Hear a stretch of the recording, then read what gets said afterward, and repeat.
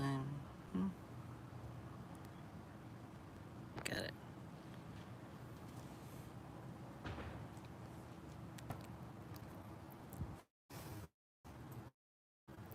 Why does it say that?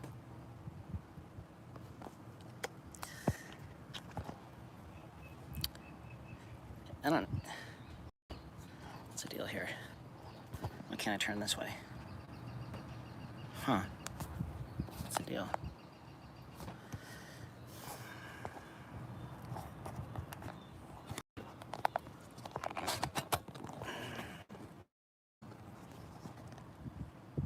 If anybody can see this, I don't know why it's.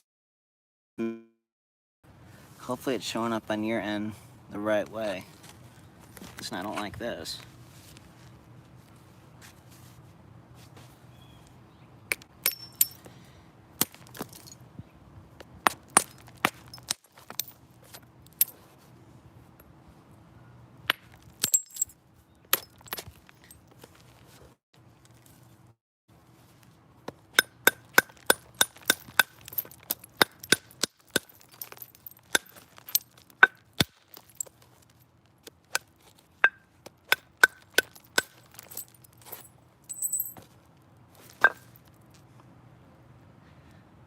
Okay, so Tony, can you see it?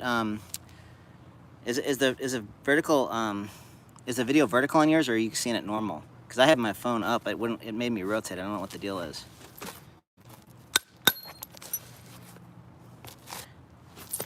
I just ground this new elk antler that I've got on the skull, so I'm testing it out. Okay, good. Hey, Jason. I wish you'd do more lives, Jason. You'll recognize this rock. And this is a heavy, very, Curtis Smith sent me these hammerstones, similar to ones that were found on some Texas archaic site. This is heavy, but it's soft. See, it's got like yellow ochre kind of look to it. Kind of nice. Okay, I'm glad it looks okay, Jim. So I'm just practicing with this. I'm saving small spalls. I'm just doing some bifacing. I see a little seam right here in this root beer, so I'll knock that out.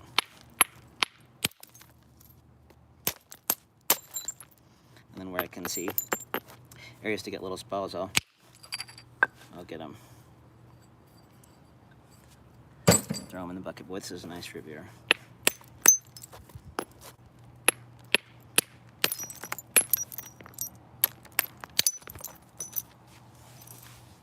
Hammerstones do a good job of taking off these thicker, kind of flatter flakes.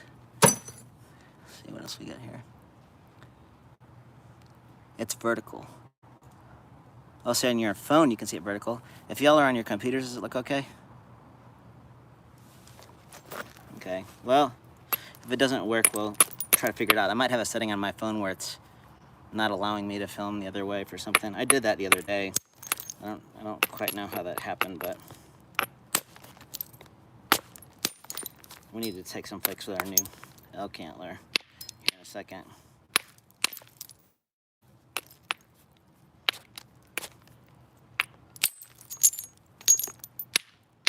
This is gonna be a hingy deep flake.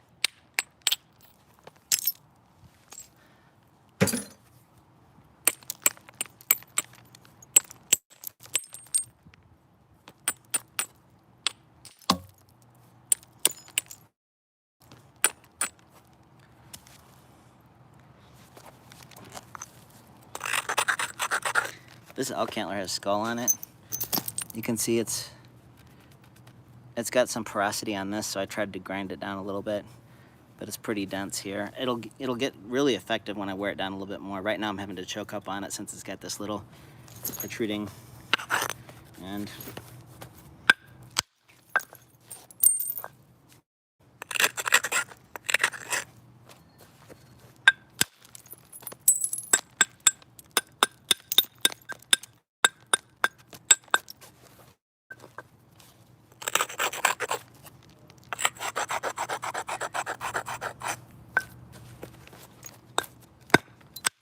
Oops.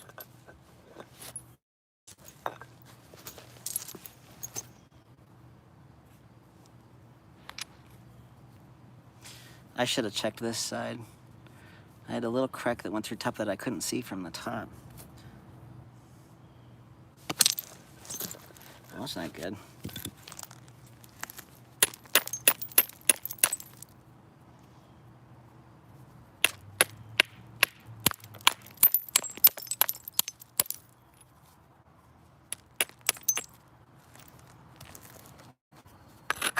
It's kind of nice to mess up a little bit. I should have checked that other side. You can nap for, sometimes you have to just, if you don't see the crack, they just show up, and it's just the way it is.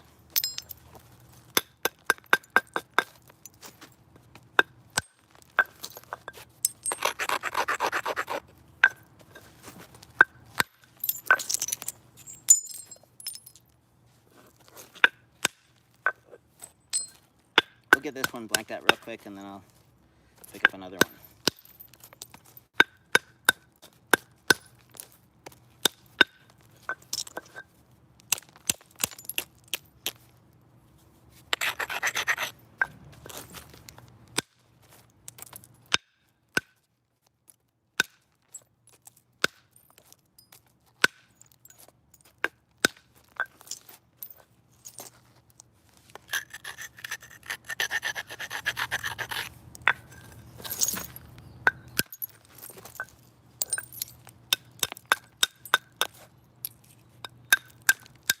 I like this elk because it's lighter.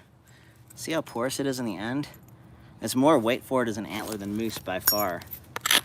So it looks like you're holding a big club, but it's not comfortable right now because of how far I'm choked up. But it's nice to have that weight forward on this stuff.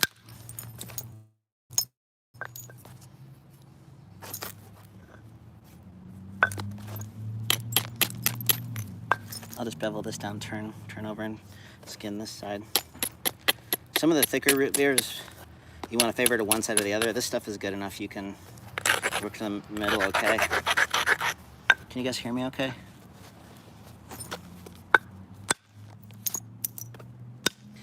And take a flake, I'll space over. Instead of getting one right next to it, I'll just trim it over in a little bit. See, I moved that ridge over.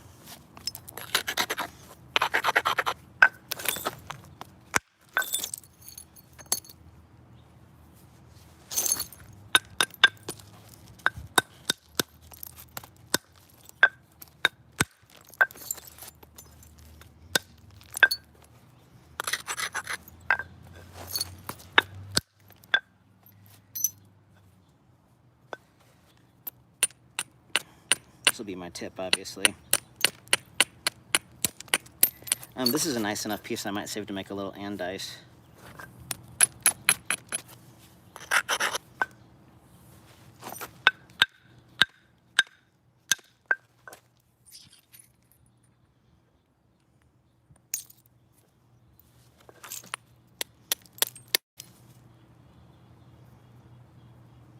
Get out there, little guy.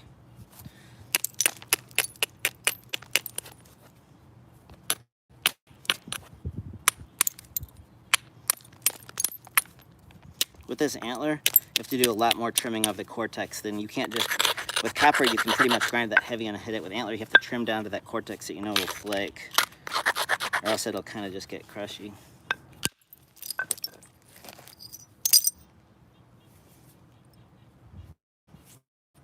Okay, let's hit something else. Disappointed in myself that I took that too deep a flake trying to get spalls. Normally, if I'm new to a hammerstone, I won't just try to get those really deep, sort of hingy flakes. I'll try to ease into it or work on the smaller pieces because I hate to, if I hadn't taken that flake and I worked the other side, I wouldn't have had that mess up. So this is raw Edwards. It looks pretty solid. Let's hit this with a big. Hey, Gary. Loud and clear, good.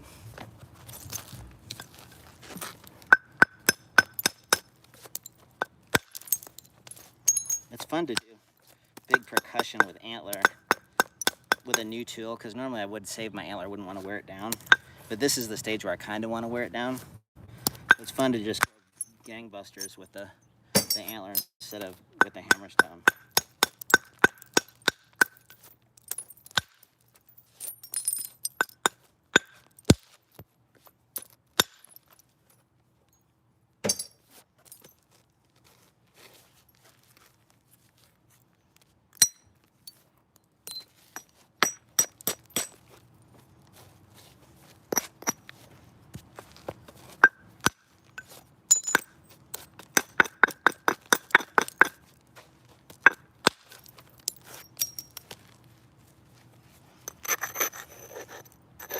Oh, hey, Jerry.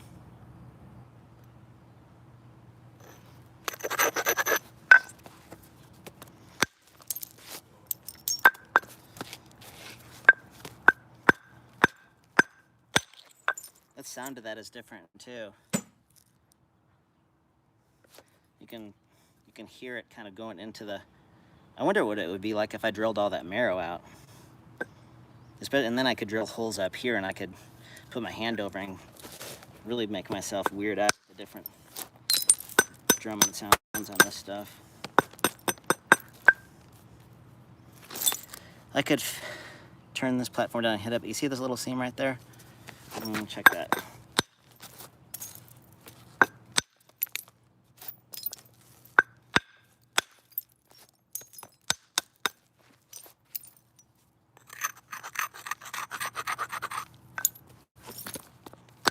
It's kind of nice to work on the outside of the leg. Support it a little better.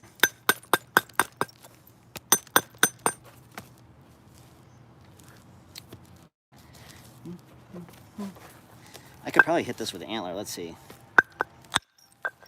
Yeah, this cortex is thin enough. That could do something.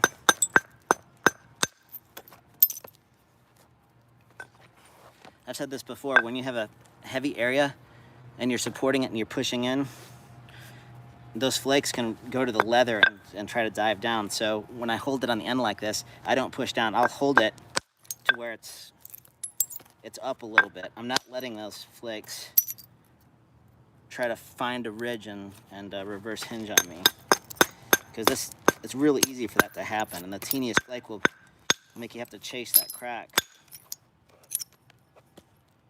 Oh, usable.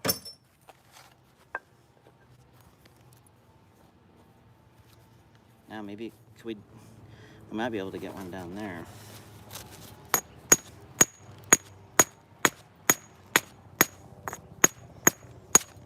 Do you need a harder hammer stone?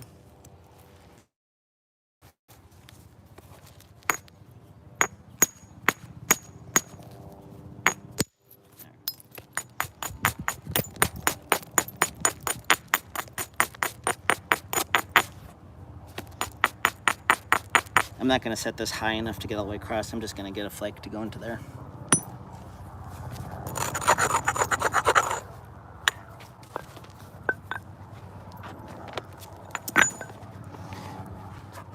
It's nice to have a leather that you can unroll like this, so when it gets thin, I can find a thicker spot.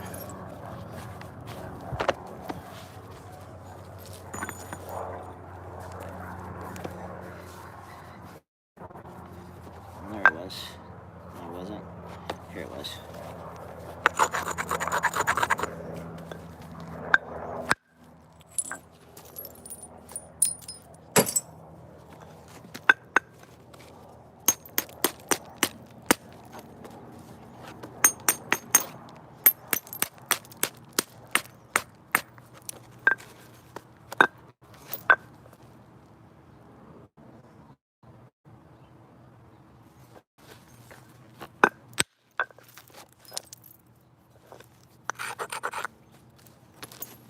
Man frame still. Okay, that's the rest of that crack.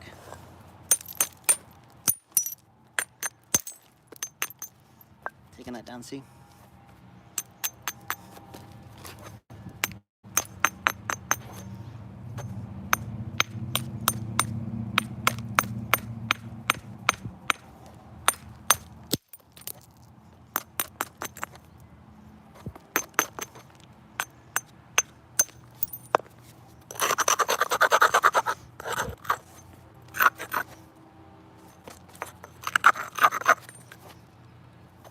See that little bump right there?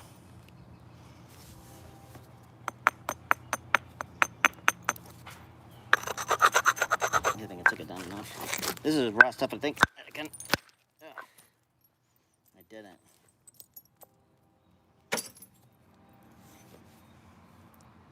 Need to grind that a little bit more.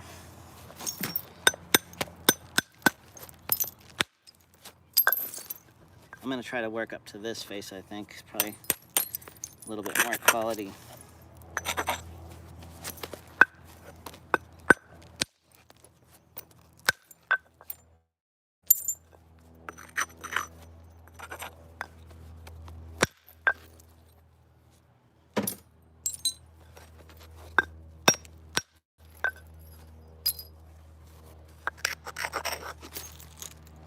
Is that going on?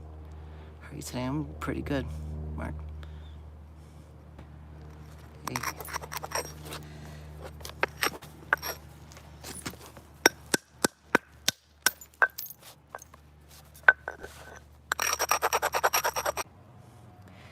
You guys disappeared for a second. Are you there? What's the deal? I don't know if it's my internet or what.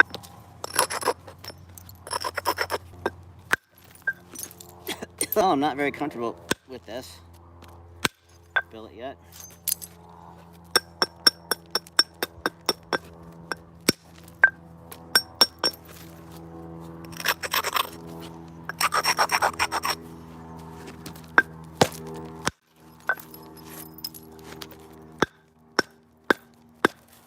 Yeah, okay.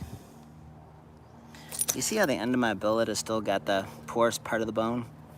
You can see what I'm doing, how fast I'm chewing that up. That's good to do that, because that doesn't mean that I should save this. It means that I just need to work that down until the bone gets denser. So that makes me feel a little bit better about my crushing on good platforms. So I'll just use this for rough work until it wears down, or I can put it back and grind it down some more. You guys still there? Yeah.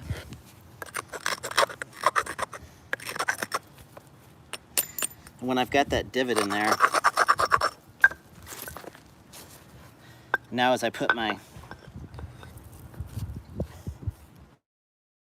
billet up there, I'm going to try to rotate it. Probably have to move my leg a little bit.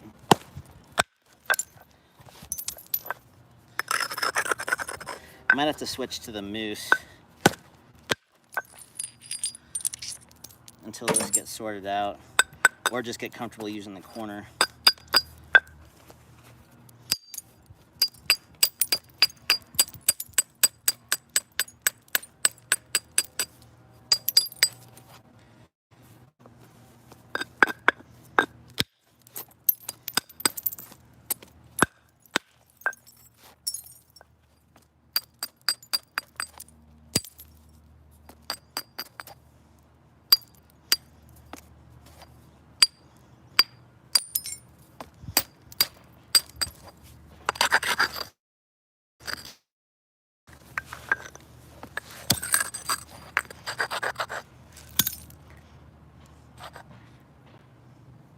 Oh, you're welcome, Brad.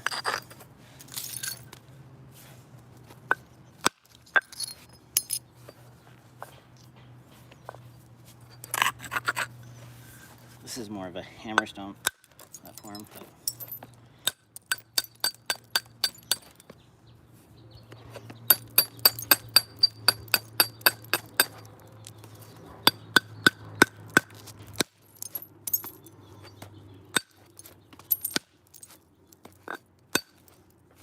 I wanted that to do a little bit more.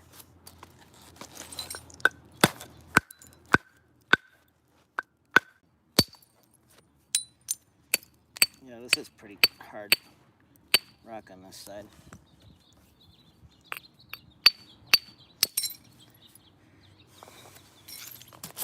Let's bail on this and grab the moose really quick. I was really hoping that was going to hold up a little bit better. Probably on some quartzites and really broad platforms, that'll be fine to smush it out even. Because if you make these isolated platforms when you wear an antler that's at this stage with the pores. This is where it obviously went into the skull. And there's more blood flow and things happening further down. First, I don't know how the rest of that really gets up in there, but then the bone gets denser. So let's, wait, plus that thing is stinky. Let's grab the mousse and we'll do a little just so we can get something kind of blanked out.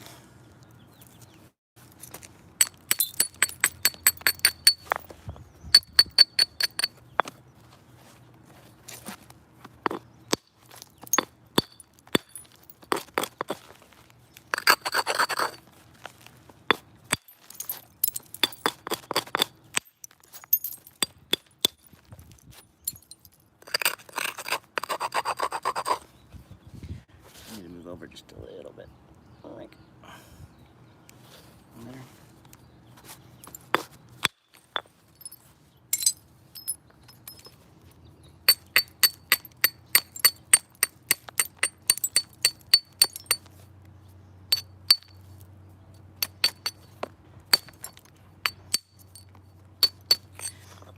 Kind of find areas along ridges and just sort of get them ready for when I'm at a right spot on the radius to hit them.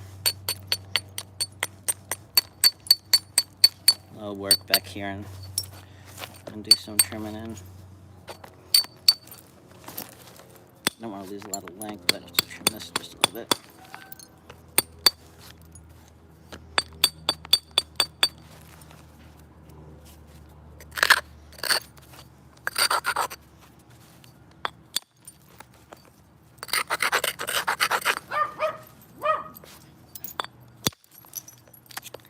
There we go.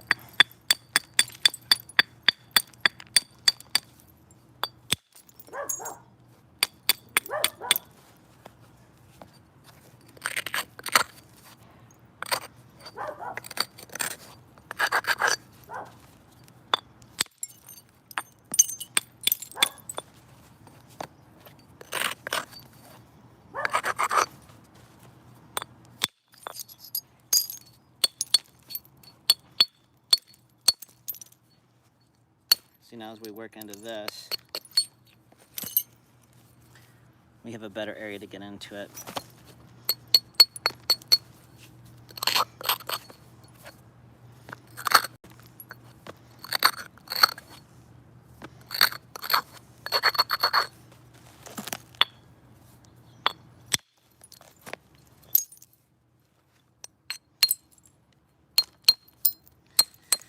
This is going to be a heat treater. So we're in the clear, so let's just stop on that. Let's get something else.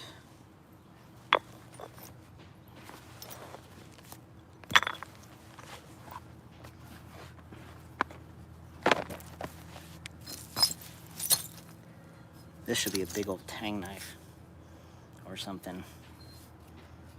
But I'm not very good at those.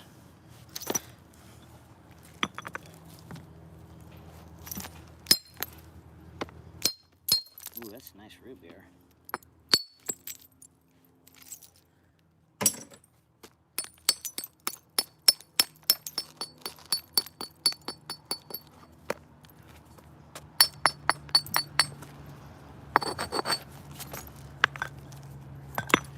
Where's the bigger one? This one is a little bigger.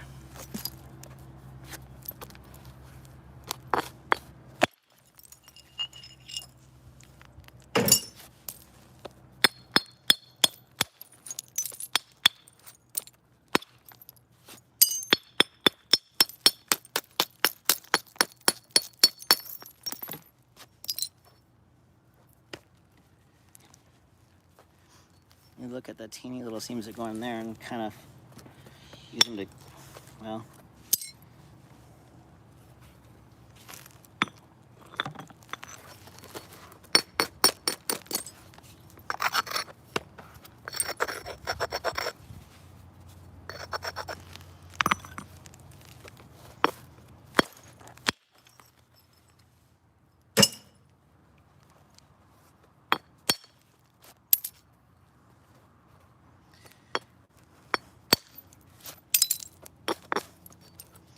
cortex off. I got a queen ready to hit.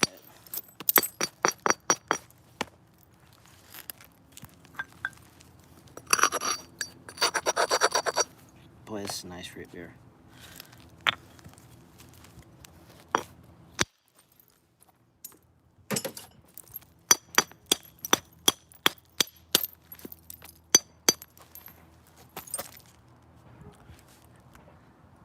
I can't see anything. New comments. Let's see.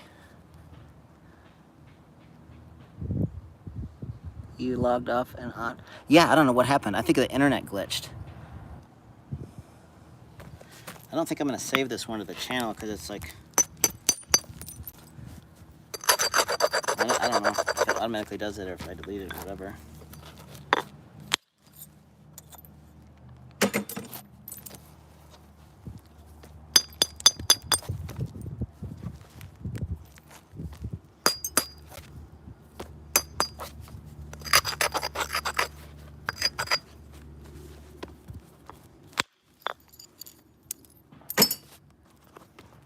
I want to keep length.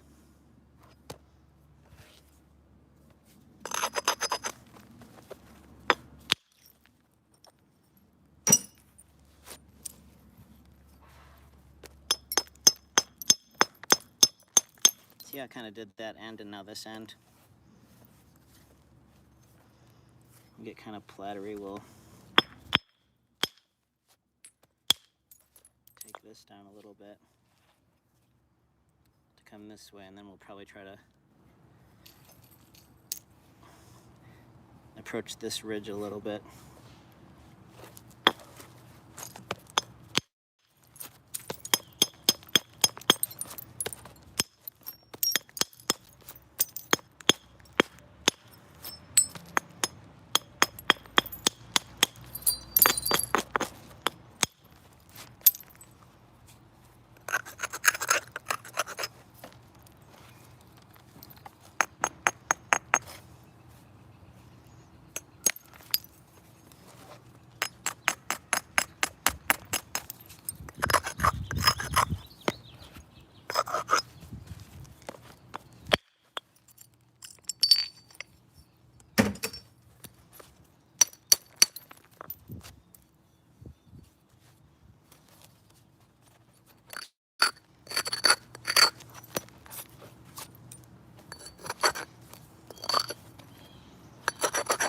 Wish that elk was doing better. Sure disappointed that bone didn't. A little harder.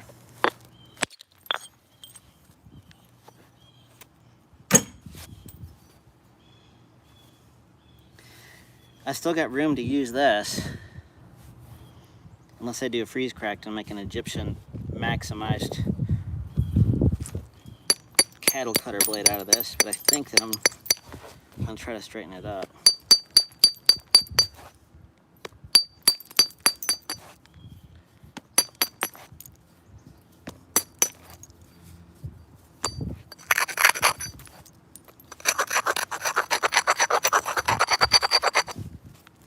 A little small one. Well, not small, but not on a defined ridge.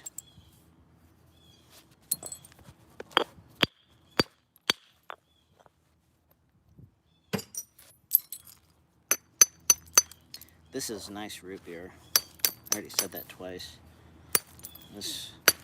I've been saving my big root beer. This is one of my larger pieces. So much of this looks so much like Knife River, minus the cattails, but it's got the inclusions.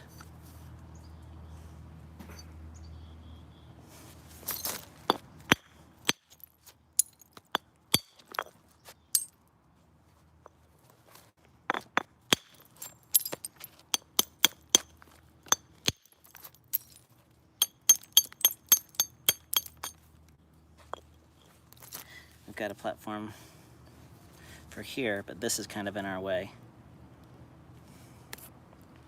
So I'll do a little trimming and get a small flake here, and then I'll get one there.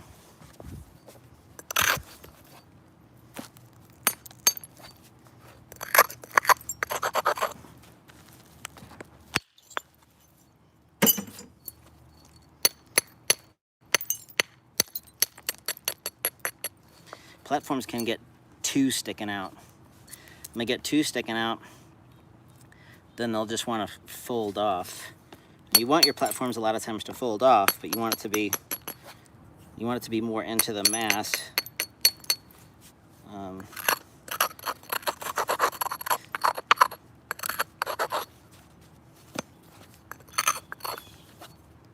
hopefully that cortex doesn't crunch.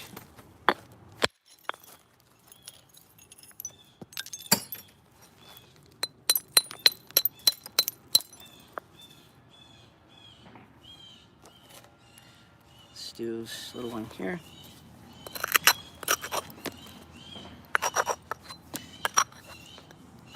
It takes energy on that cortex. I'm going to back off a little bit.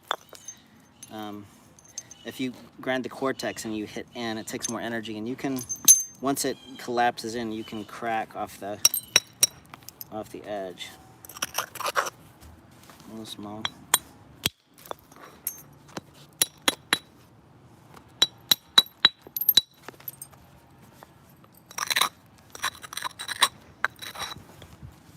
That'd be wide flick.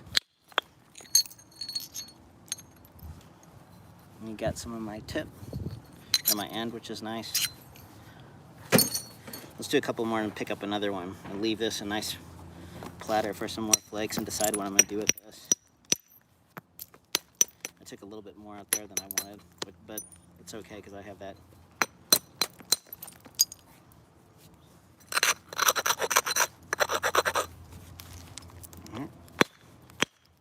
On the cortex, there we go.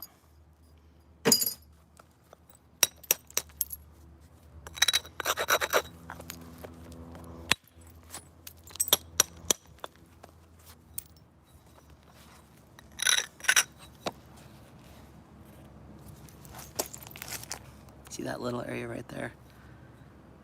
If I hit that platform, it's going to contact there and make it harder to release. So you have to trim this over to it or trim that down.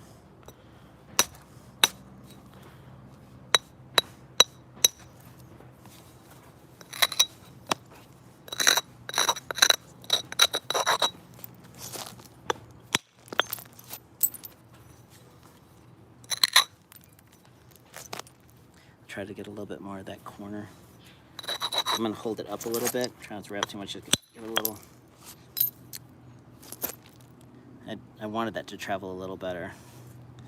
That would have helped me if I did that. It's a little bit harder in this area.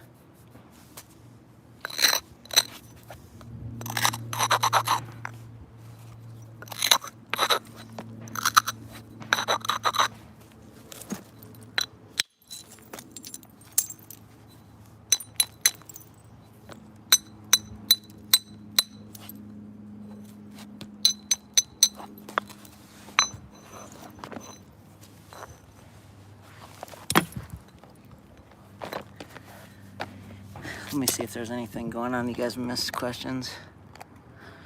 Let's see. Clear, good. Hey guys. Captain from Scotland. Hello. Yeah, we have quite a variety of chert here for sure. We're lucky.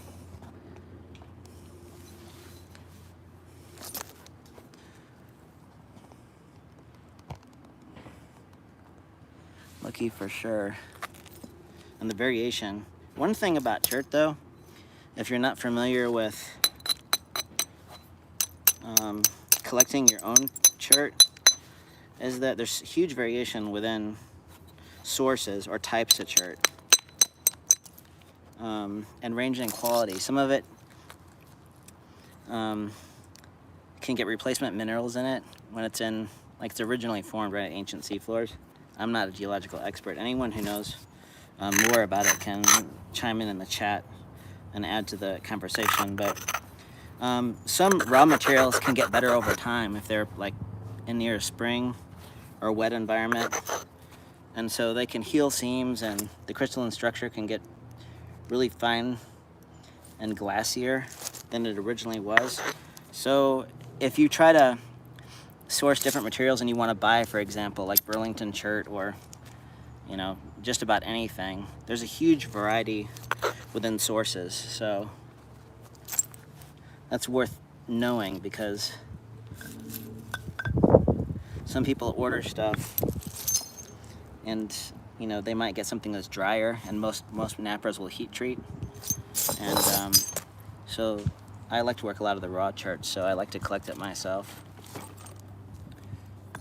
because a lot of those areas where nature has sorted it out, right, it tumbles down through the gravels and things like that, and it freezes and thaws apart. A lot of that naturally just gets sorted out, so if you can collect your own, it's generally smaller but higher quality. Where's my billet? There it is.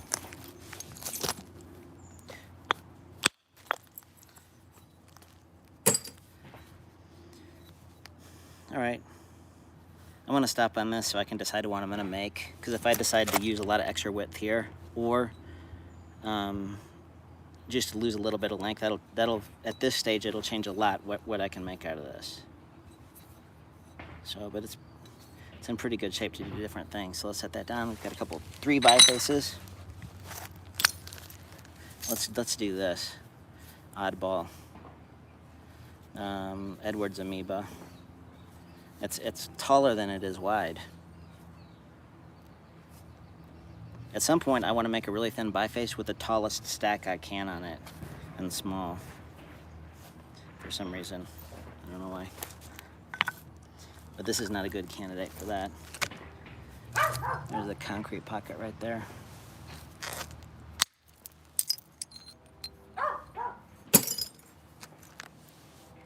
Normally I wouldn't be chasing this in, but there could be some cracks associated with that. Probably gonna have to just get small spalls off this for the most part.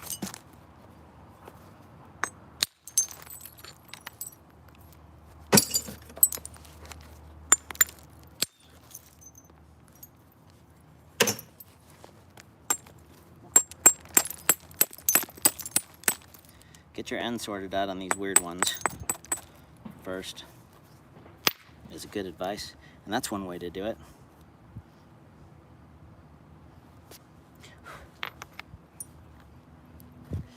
The tiniest cones on the surfaces like that for high margin strikes can cause it to break off right there. This didn't do it right here. It was these little, you can see the pores, the small cracks on top.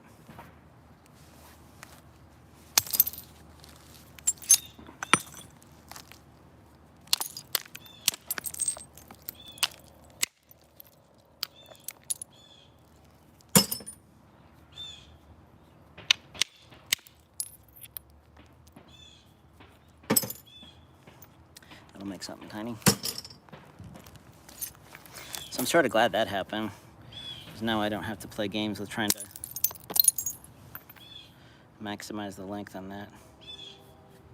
I need a harder hammerstone for right here. I don't want to damage this because it's nice and soft. So let's take this chart. Brad, this is one of your nodules. Stick this in.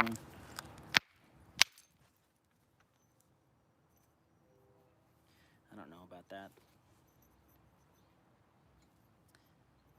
That'd be fun to hammerstone practice on for somebody.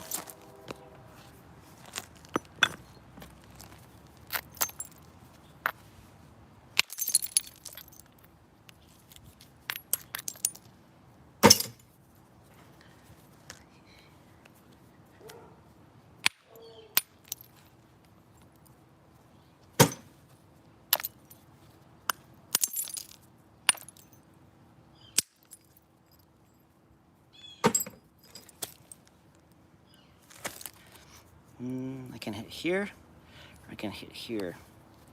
I don't like hitting cortex, but I think this will go off with this hammerstone. Oops. It did. I hit it way too high. See where I hit it?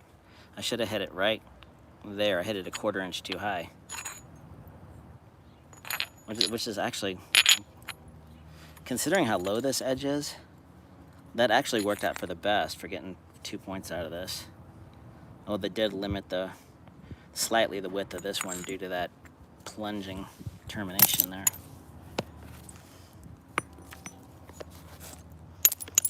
If this wasn't amoeba, I wouldn't have tried that. You know, just Not that, if this was a really, really special rock, I would have just gone for one and been a little bit more careful.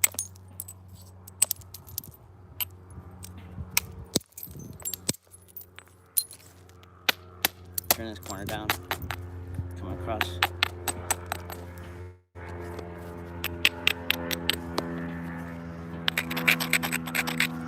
Get a small one here. Oops. Read that a little better.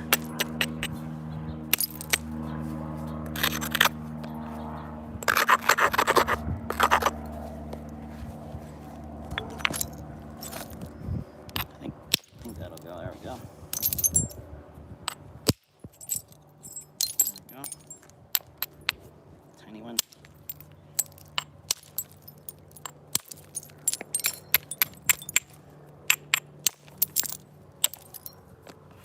Trim this into that area. This is actually a pretty decent chart.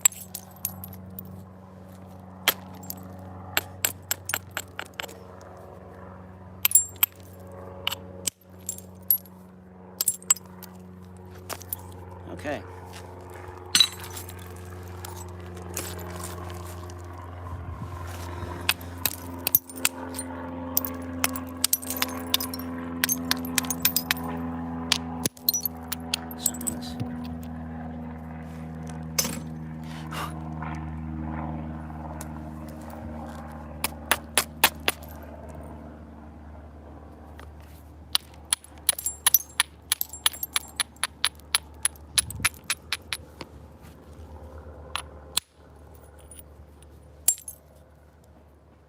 This is awful steep, but I can get just a tiny one.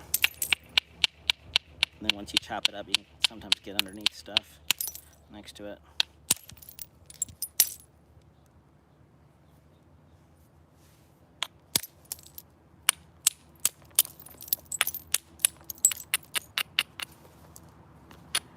When you turn these edges for hammerstones, instead of just turning the edge and then giving it a really good grind, you have to kind of really back that angle down and get it steeper.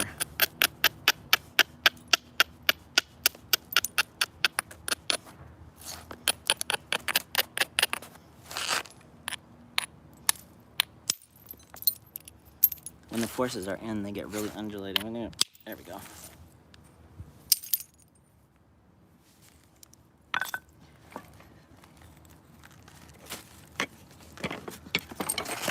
A little antler pressure, percussion.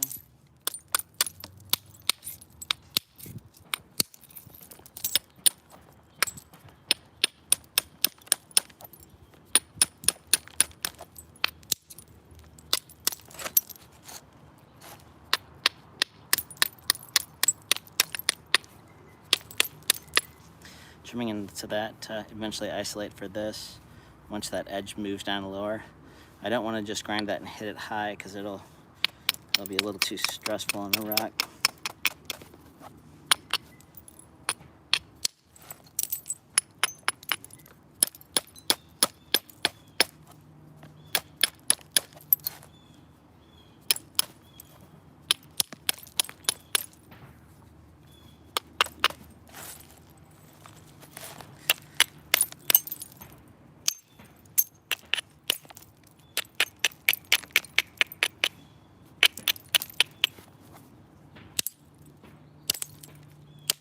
Sort of isolating for the antler, getting rid of the cortex.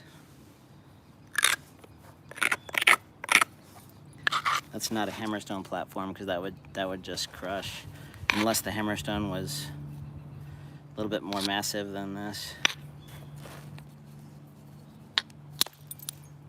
Oops, I crushed it out. So we can fix this and clean down into there and then call this preform good.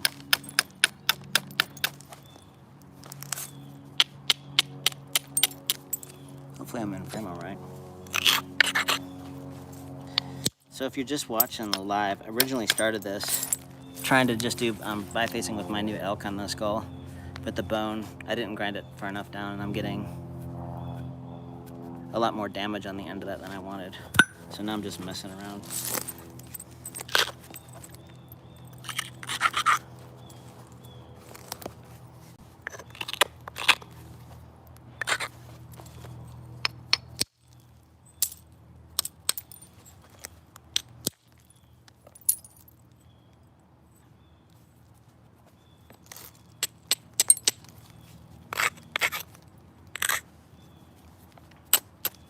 when your planes are really flat like that, you're better off coming from a ridge on either side and going to the middle, because that flake will either hinge out or it'll be really wide and more stress.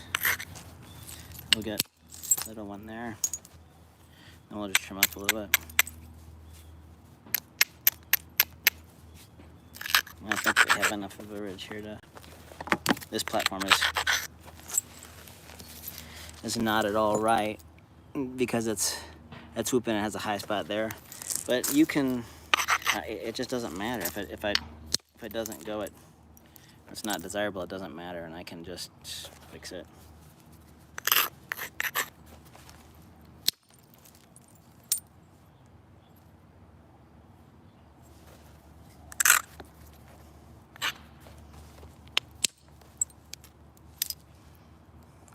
Let's do something.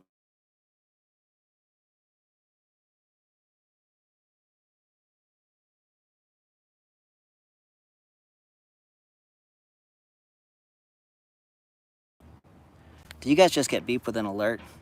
There's some sort of national alert. I silenced it, so hopefully there's not the alien invasion is happening. If it is, just drop it in the chat.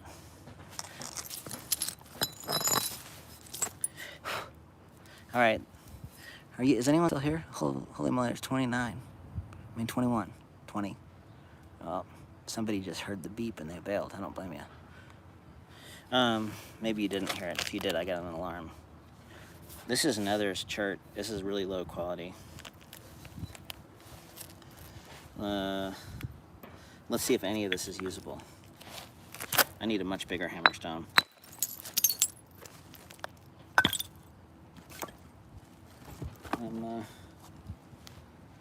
Yeah. I should have my bigger hammerstone over here. Hold on real quick. I'll grab another rock too in case this one is bad.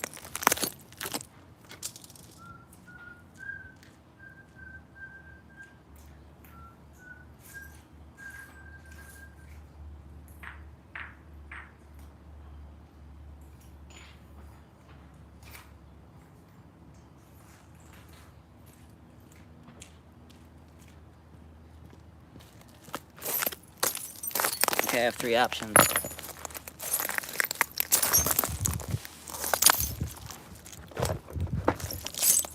Well, I've got. This is going to be hard, but it'll definitely knock that one apart. And this is softer. And then I've got 3 other pieces of Edwards to blank down, because this one I think is going to be just a lost cause. Mind frame, okay.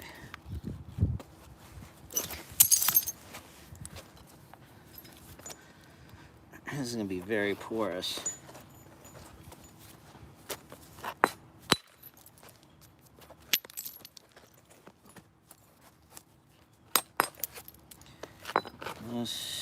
Let's try to hit it here without it popping in the middle.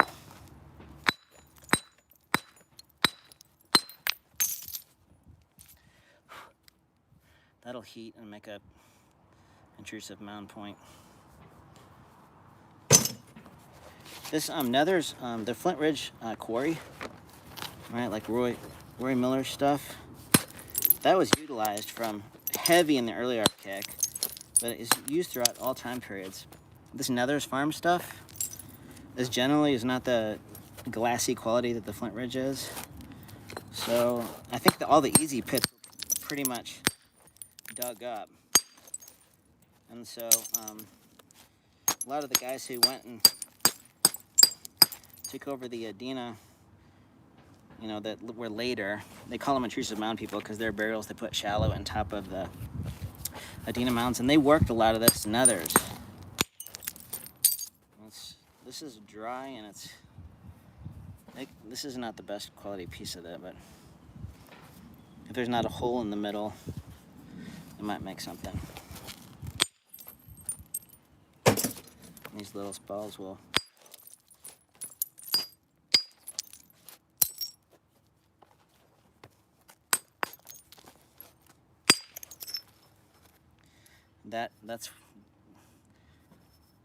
That's porous and too porous, I think. Try to get underneath this. There we go. This is steep. I've got one shot to get that flake. It's going to be a stressor, and it's probably going to crush into this area. But let's see. No, it got under it.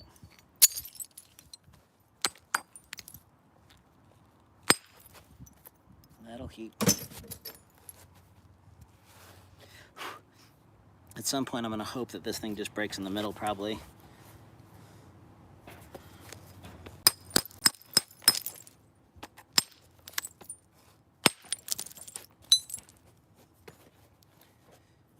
I might pick up the antler here in a little bit.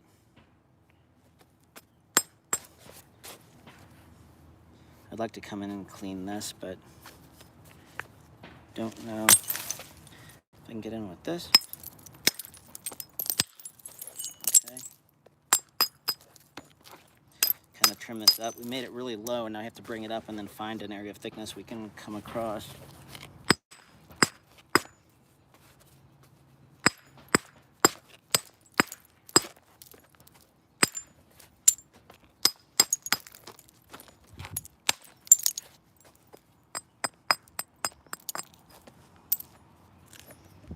When you hold it, knock the sharp edges off so you don't just hit it into your hand.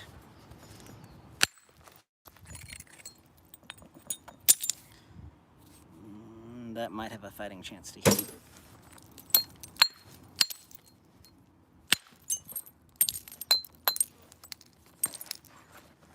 Yeah, see how gnarly that is in there?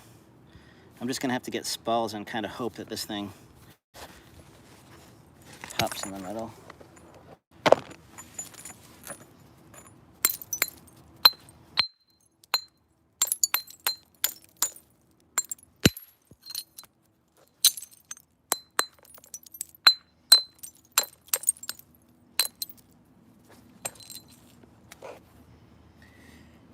I need a small reliever there, but I'm not gonna get it.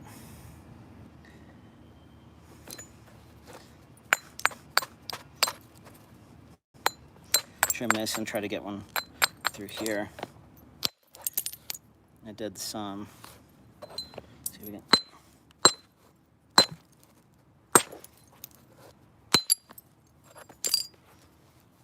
Okay, try to bring it back up and see. We can't. Don't have a spot.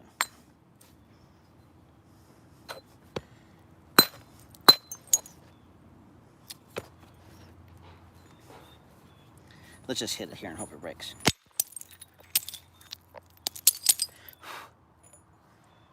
No, didn't break, but this rock is not. If there was little quality areas I could chase, it might be worth it.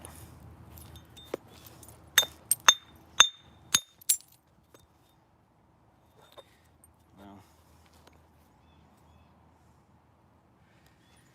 yeah, I could try to biface this just for fun, but it's a waste of my elbow. 20 years ago, I would have tried to make a Nebo hell out of that, and I might have been able to do it.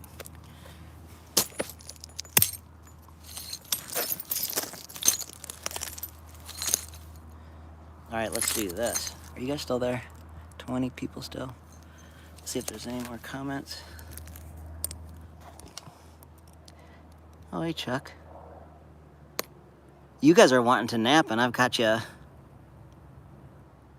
That Nethers is, it's not heat treated, it's raw, Hutch.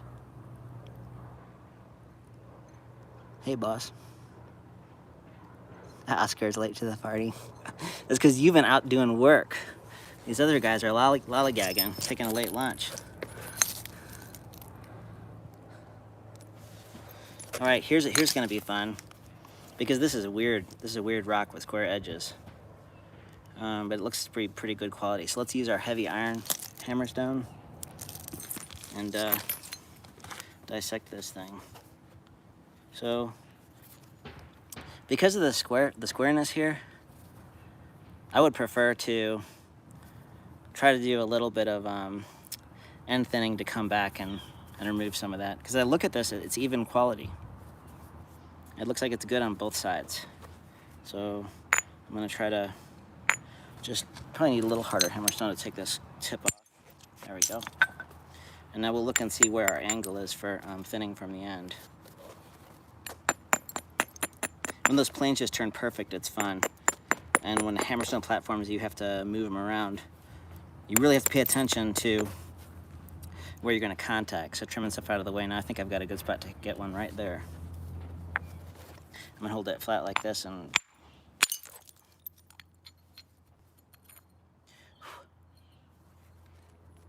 this one got kind of interesting when it went through that seam there.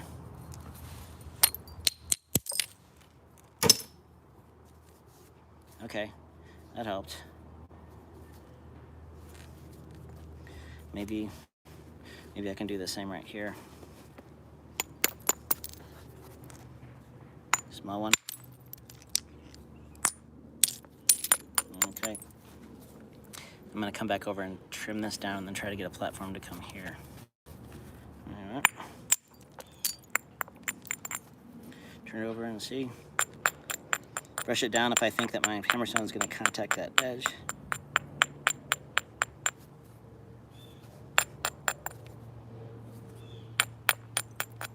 Give it a cortex there. Okay, this one ought to do okay. Hit it too low. Let's see if I can't get it. Oh, I hit it too high. That crescent didn't work. Let's hit it here.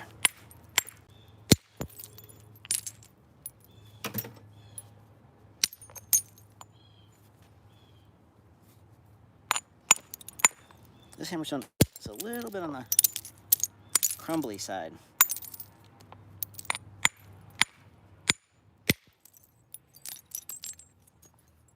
And there's a little seam right up there. Probably didn't help. Let's trim that out. It's sort of getting ugly up here in the corner. There.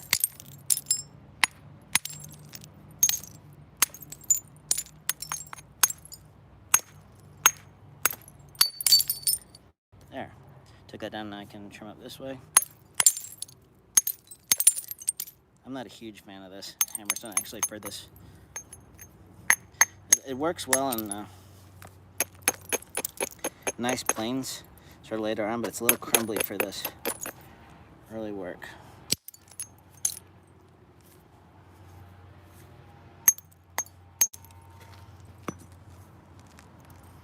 Let's see. This is a little bit harder, but it's a little bit finer grained. When you use a lot of hammerstones, you can instantly, when you brush, and you can feel the hardness, you're getting feedback from the rock. You really get a sense of kind of how steep you need to make your platforms. Since I don't have a sandstone to do the edge, I'll hit this with the antler.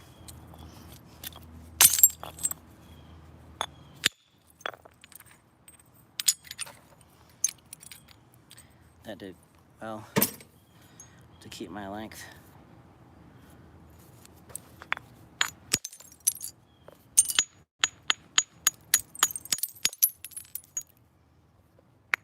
Teeny bit of length left so we can take an antler. I'm not flipping anybody off. I just point with my longest finger.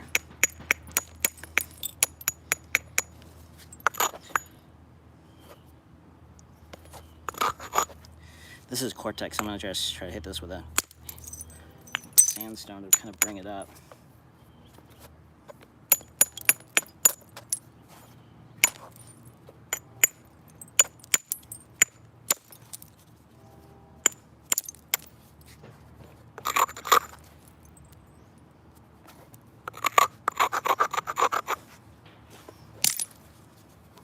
Stick this into the leg and try not to squeeze too much down there to take a nice skimmer there.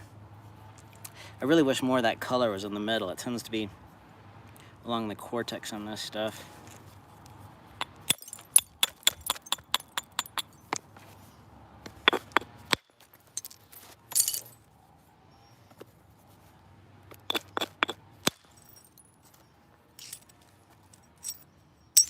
Sort of maybe eventually try to get one there, and then our edges are really turned to thin across. I sort of boogered up that corner area, so I'm going to use a little bit of width up here.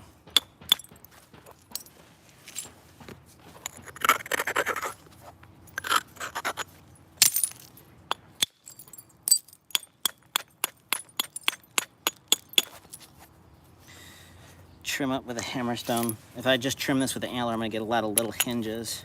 So just build it up and find a place that's gonna sort of clean better. See that nasty, just careless over striking, but it's cleaning and it's bringing my edge up where I want it.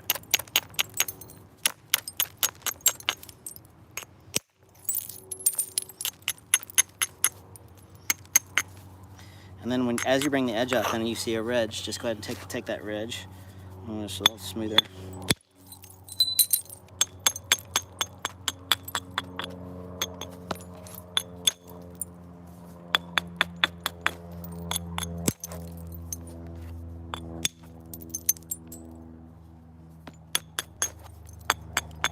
Hopefully I'm in frame.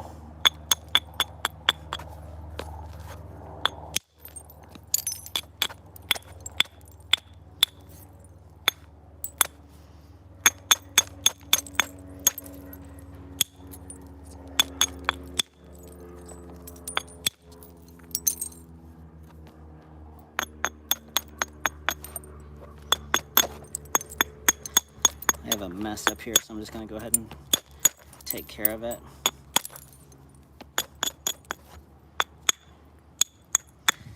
Sometimes you work around the tip to get things started, and a careless way is just to do that brush and pinch.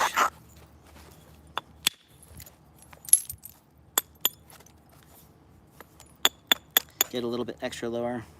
Oh, see, I didn't do enough right there. And then sort of bring your contact down. This is a better hammerstone platform. Let's just, there we go.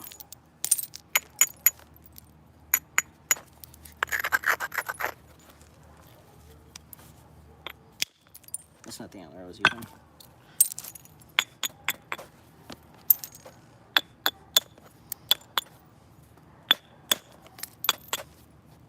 Try to get this cortex off.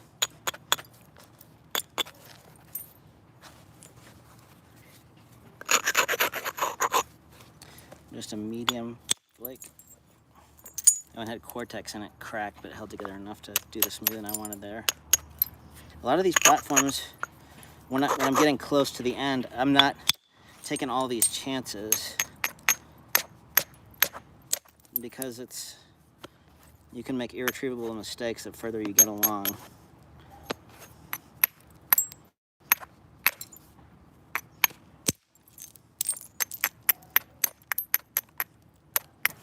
Turn the cortex down, just a little smoother.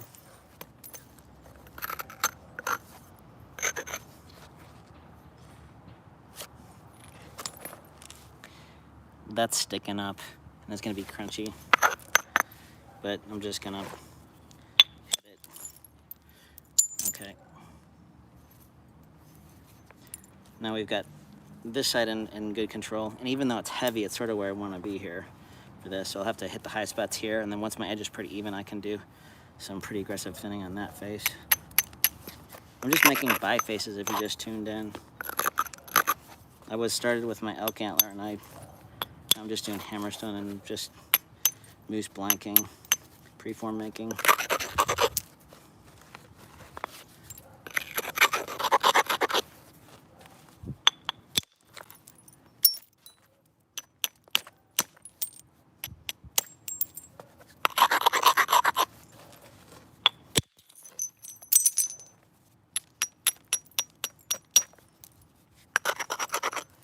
This is a better hammerstone platform. Okay.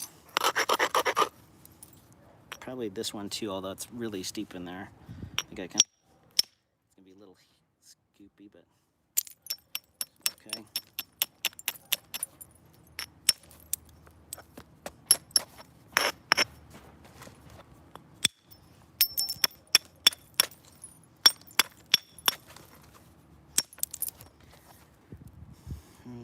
Let's take a little flake right here.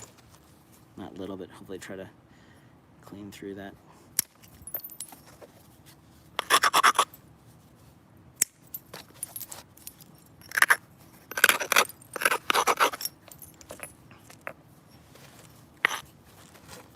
I'm sort of, on these flakes, when it's kind of tough chart, I'll put my billet up there.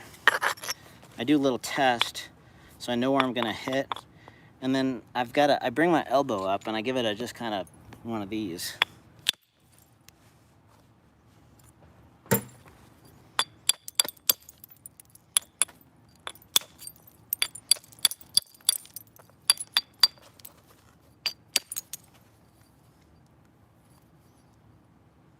Okay, so I need one more there, turn, come across here, and then, but this is a stage 2. I need to set it down because I'm gonna limit my options if I get a couple big flakes. So if you're just tuning in, I preformed this, which is an odd piece that I overstruck, and I got a kind of a plunging hinge that I ended up getting these 2 preforms out of. This piece of Edwards I need to put a light heat on. Use the elk antler on that to a stage and then sort of chewed it up too much. This first piece of root beer was really good quality. It had a shallow seam that I didn't see from this face. I took too deep a flake on this face and I broke it. I probably would have broken it anyway, but that's good quality root beer. And then this tab I worked on and got some flakes off of. So I'm just doing preforming. And then a piece of Nuthers that was pretty low quality. I got 4 or 5 small balls off of to keep treat. Are you guys still with me? Hello, 27. Hey everybody. Need anything from us working class? I'm as working class as I come, except for the napping part. That's sort of like a, I don't call it working, but I used to haul a lot, but mix a lot of mud and stuff. So, hey everybody, thanks for the nice comments. If you use some unusual material, would you film it for YouTube? I don't know what kind of unusual material. I've got all kinds of stuff. I don't film a lot of my napping because I don't want it to get too repetitive. Yeah, Mark. Well, I guess if you guys aren't bored, I'll just keep doing what I'm doing. There's a lot of videos that are kind of different that I want to do, but I'm frustrated with some of my, especially a lot of the pressure flaking that I haven't done a lot of because it's so hard to see. I need to get a different system for filming and do stuff on a computer and not just all this lazy iPhone stuff, but I just am too lazy. That'll do something.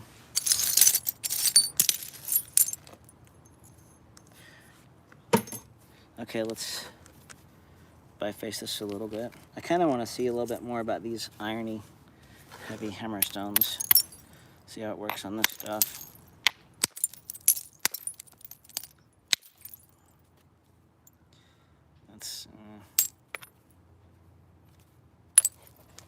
I'm gonna have to get off here pretty soon because I'm getting hungry.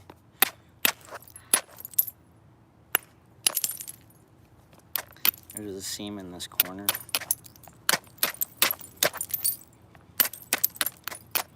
If you're really interested in hammerstones, what really helped me was finding areas of small river tumbled cherts.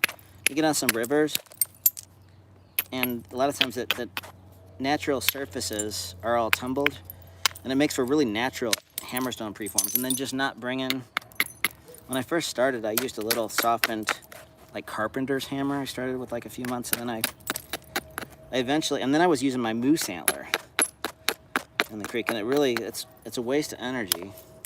So if you can find cobbles in the streams and then work those small pieces, and just those natural tumbled edges are usually dulled enough. They're great natural platforms. And then once you learn how to turn your edges and do a little abrading, it really helps to sort of ease into the hammerstones rather than getting just some rock and having to worry about making a lot of early mistakes with the hammerstone. So you can sort that out in as you collect in the field, and it really helps your knapping down the road. It's a little coarse in there.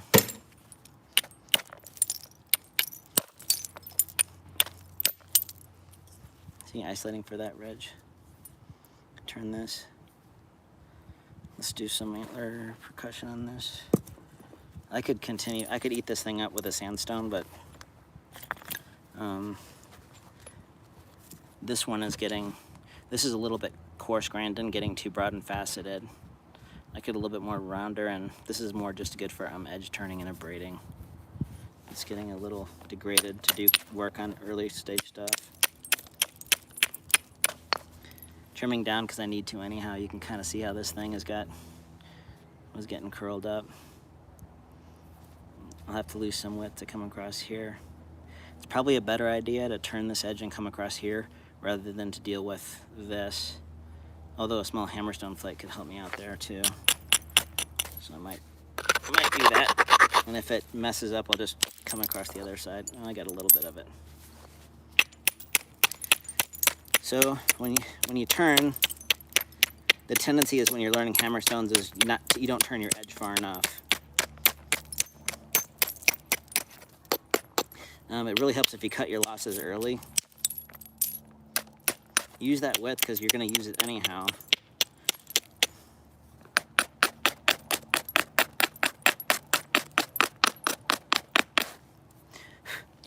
And if you get into an area that's really broad and maybe not quite turned enough, instead of trying to chop it all down on a difficult angle, just go ahead and get you one little flake and then turn over, and then you've got isolations, and then you've got two flakes. So I did that, and I've got one here and one here.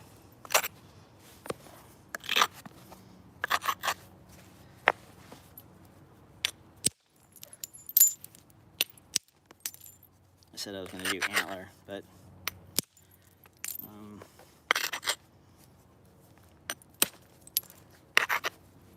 let's try to, there we go.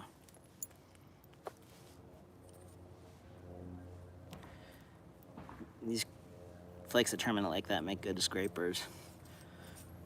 Just retouch them a little bit. All right, let's do some antler percussion.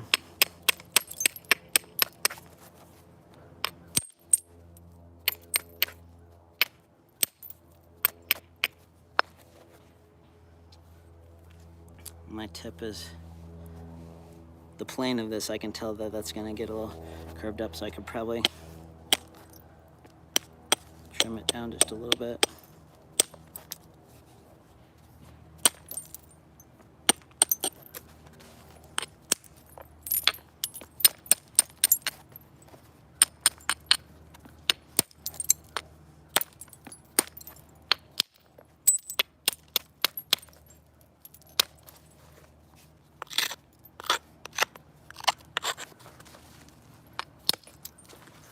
Oops, cut that a little thin. Can I sneak? I might be able to. This is not ideal, but I think I can just give it a little pop and sneak around the top of it. Okay.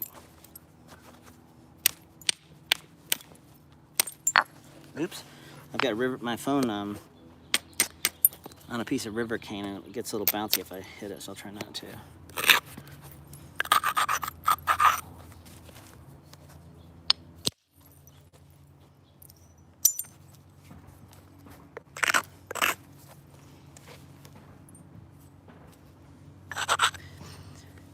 I like that we've got that ridge there because I don't like that crusty spot, and I don't see it on this side. There's a little line of it coming through here, but that's better than a big splotch.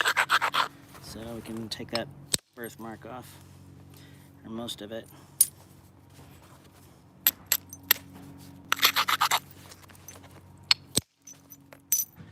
There's another splotch there. Hopefully I'm all. Do I need to angle down a little bit? First, let me look, see anything. Yeah, we have nice weather here. It's a nice sunny day.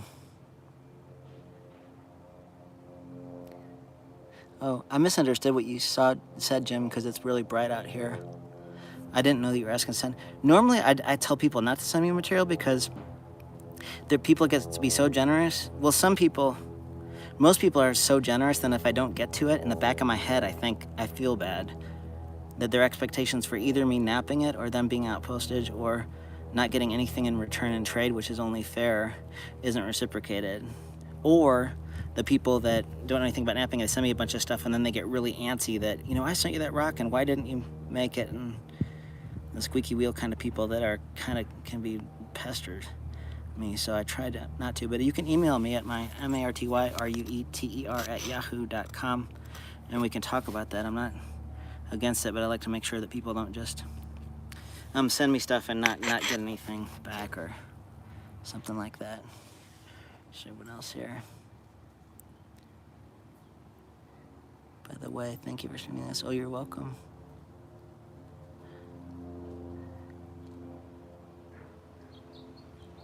Okay.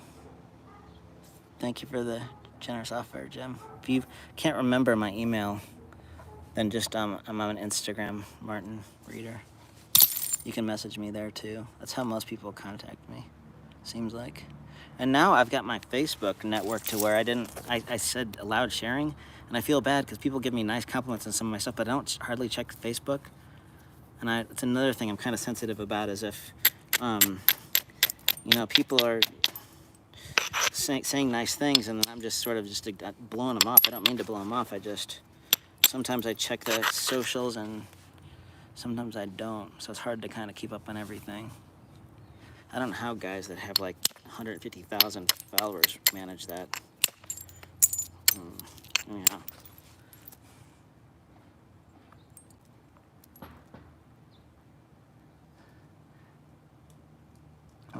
Okay. Spencer.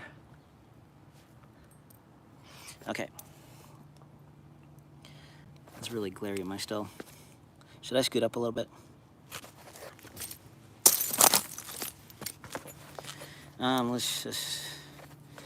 We don't need to really go too much further on this. Because of this crest in here, this would be a good candidate for doing like I don't know if Jason is still here, what would he say? And I can make a pattern house out of it, although I should have the base started in it now if I was going to do that.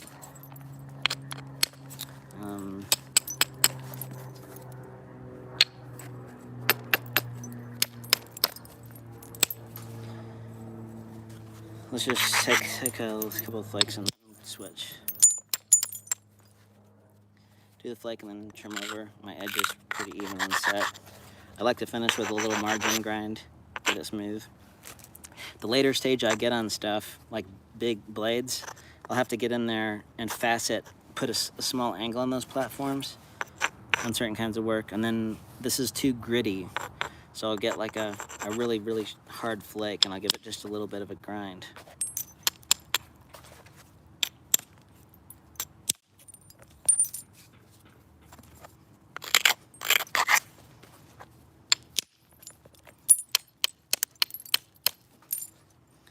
Okay, let's be done with that.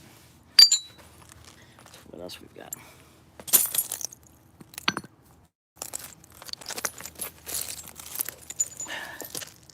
And this is a nice piece of Edwards. It looks like a root beer. And let's blank that down real quick.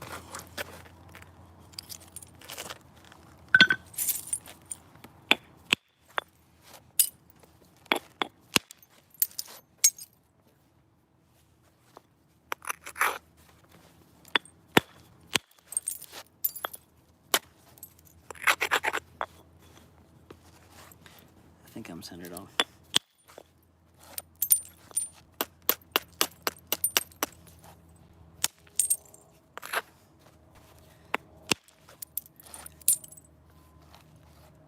I like to sort out the ends first.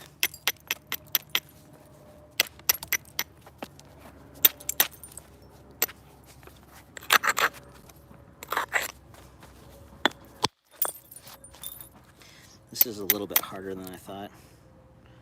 This is root beer. It's a little bit different. It's going to be nice and translucent though. For those of you guys who don't know, a lot of charts, if you heat treat them, you lose that translucency. And if you heat treat them too early, you can be at a disadvantage because little cracks and impurities sometimes hold the water. So if I don't heat treat much stuff, but when I do, I try to get it spalled and checked and trimmed, at least so I know that it'll hold up.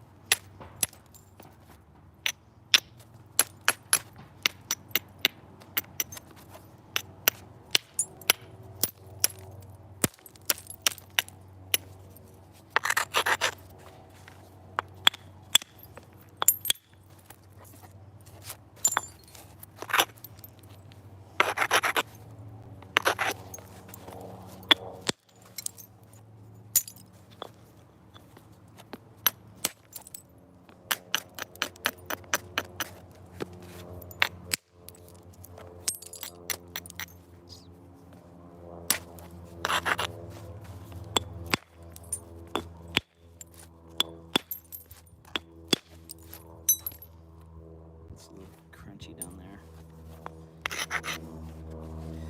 I'm going to go ahead and lose width here. There's a seam there. I want to check the bottom of that.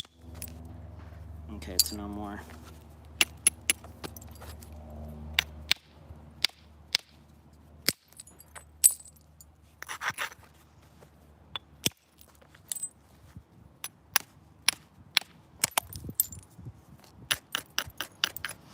Coming at it from both ways. I could also try to come across here. Now that I've lost my width on the bottom, I might reveal it's a little hard. I need just this one to blend through this.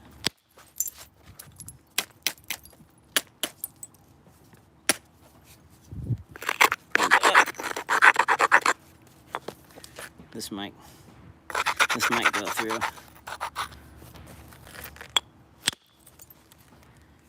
This just did a little bit.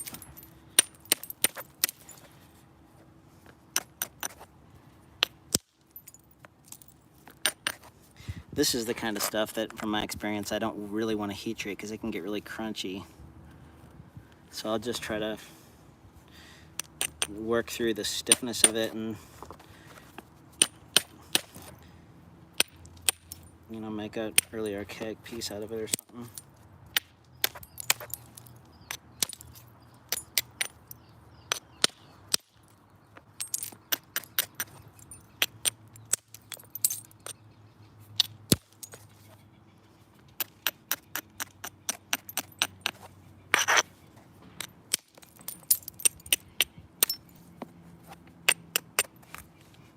I'm still in frame. Just getting rid of the last of that square edge. Yep.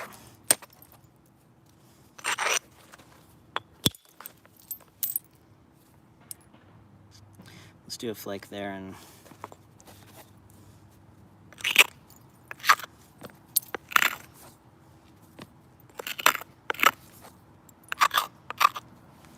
see this teeny bump right there in frame. It's hard for me to see what I need to grind that down. And if it doesn't grind, there it did.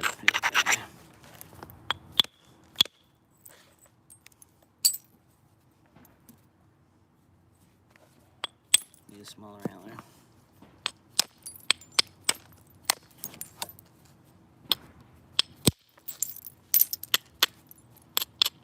Sometimes just brush and pinch. Right, you're holding the platform together with your finger.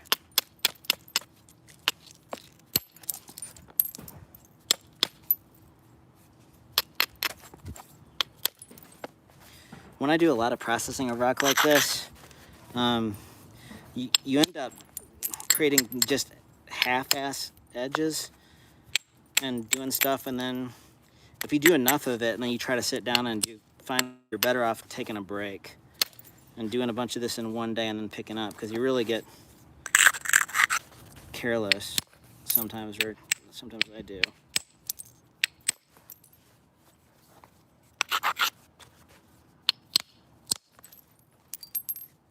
Work your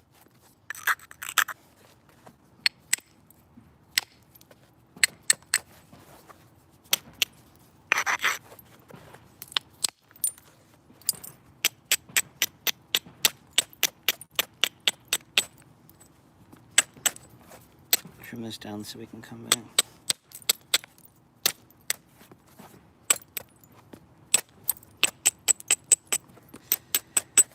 This hammerstone is just invaluable to just doing all this quick trimming compared to the antler.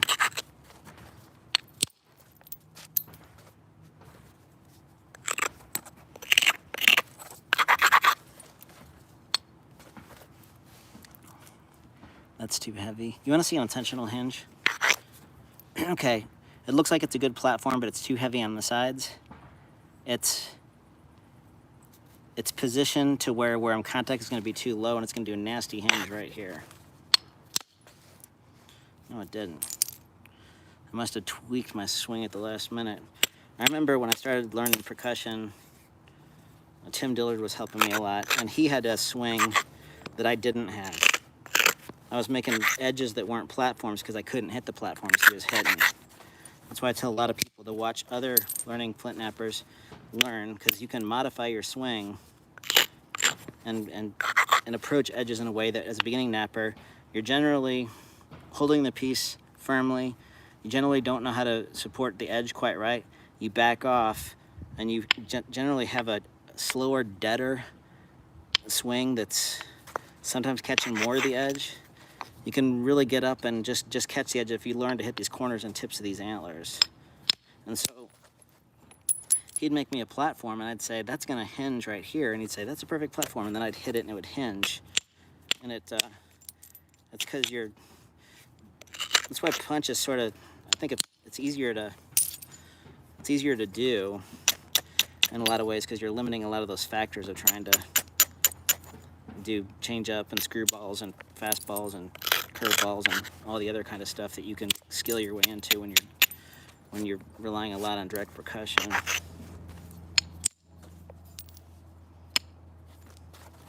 And then the main difference between antler and copper is that the edges have to be more precise as a general rule for a certain range of flakes, and then the speeds.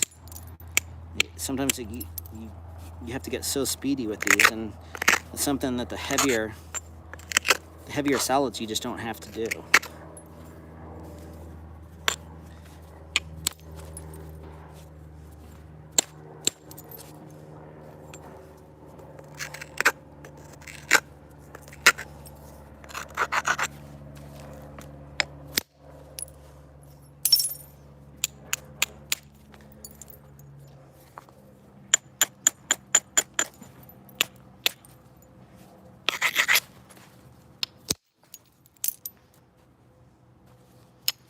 Okay, this is going to be nice and translucent when it's done, but it's tough.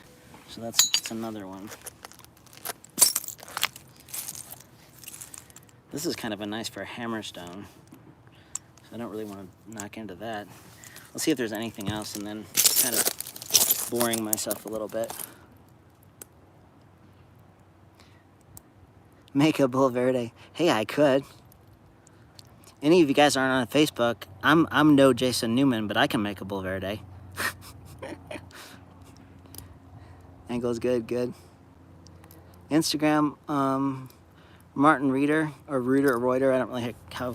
My name is kind of German, and they removed the umlaut, so I just still don't know what my name should be, but we say Reeder. MartinRueter, Ter, T as in Thomas, is my Instagram. Okay. And a Bull Verde. Bull Verdes, a field grade Bull Verde, there's some points that have to grow on me. Some of the Bull Verdes, that thickness in the stem, they're challenging point. I haven't sat down and made very many of them, but the field grade Bull Verdes to me are sort of repugnant. I hate to say it. I am an elitist when it comes to certain kinds of forms, and then sometimes they grow on me. Sometimes I won't like a point for 5 years, and then I get into them, and I really like them. So, but maybe we should do a Bulverde sometime. And Jason needs to do lives and be more busy so we can watch him flint nap. R-U-E-T-E-R. E is in Edward. All right, maybe we do. Okay, here, look at this. Let's finish up with some fancy schmancy. Hopefully I won't break this. So this is silicified sandstone, but some people say it's quartzite. And then they'll argue with each other on the internet about what's right. So orthoquartzites and sandstones, it's basically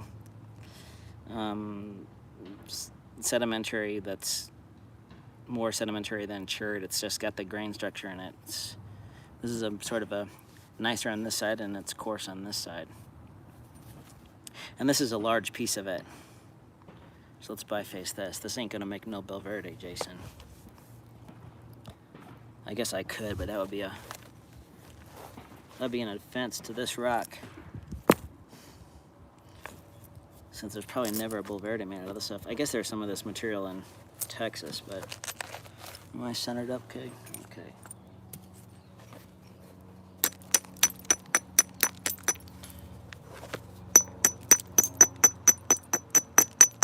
What's nice about different point types is that, okay, I'm gonna get on a soapbox really quick, but not a bad kind. It's just, there's a lot of tools and processes that are used that are like temporally really broad, right? So like during the middle and late archaic, there's a whole bunch of these base first points that are done and they're resharpened. And a lot of the resharpening work is intrusive to the earlier notching and things like that. So if you start doing things in that kind of order, and especially if you use a lot of indirect percussion and hammerstones, you can learn the different shapes of this stuff and details of the typology. It doesn't take all that long to learn, because they're doing a lot of things that are similar, just not in the shape department. This has got a little divey kind of thing there. I hope that doesn't.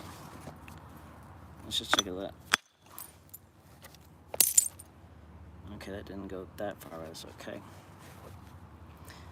This is a neat rock. This stuff will make you want to pull your hair out. That's why I'm so lacking these days in that department. Because it'll nap really good, big and early, and then it finishes. That's why I like to finish this with a horn flaking, and I've been using some wood on it.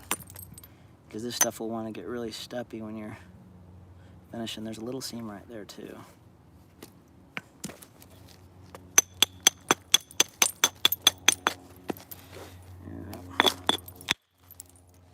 Okay, that cleaned that seam out.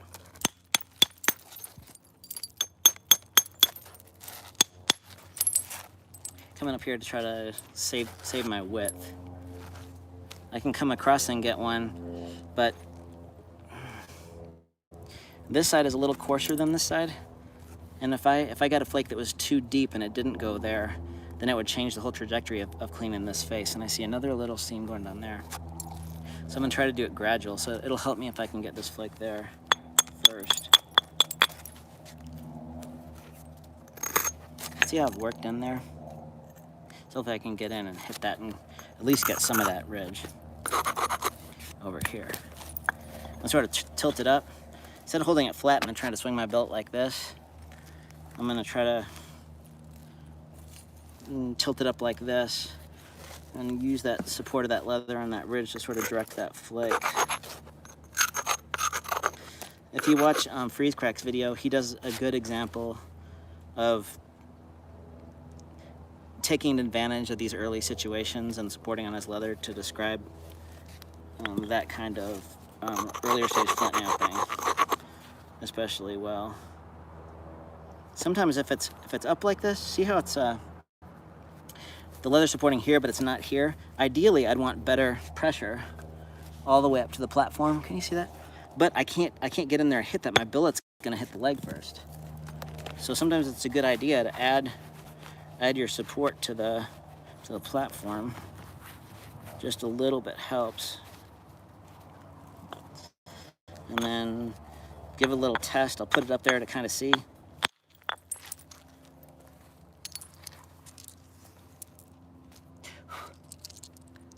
And it cleaned into the termination of this area that was going down a little. This stuff did a little too, but that helped me quite a bit. At least insofar as now taking this flake and not worried about it either hinging out too deep or spreading too far. Oh, there's a seam right here.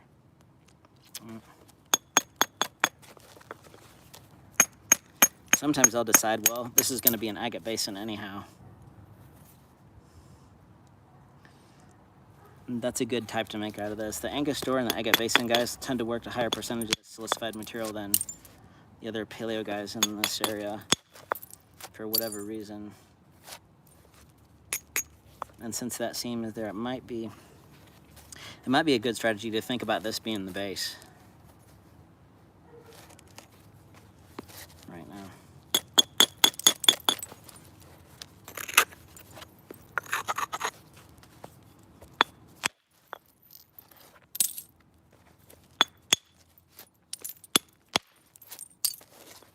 Sometimes you have to just play catch up with this stuff. It's going to want to get a little steppy. So you just kind of have to chase your problems across.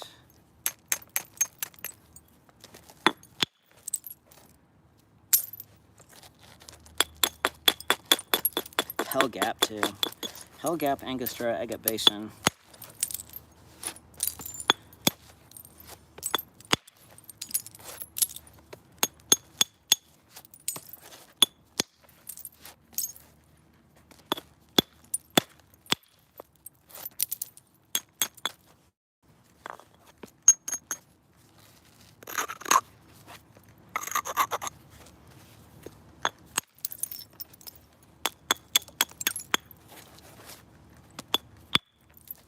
Oops. Should have had that down better. Oops. See what I mean?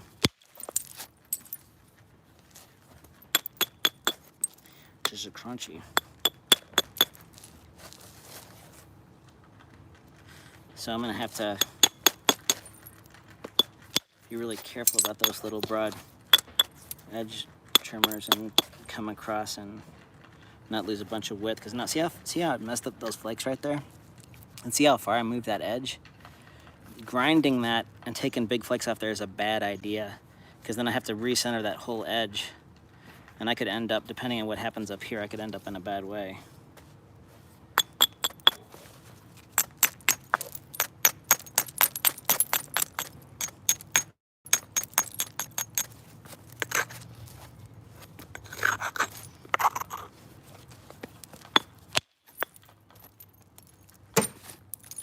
See this seam right here?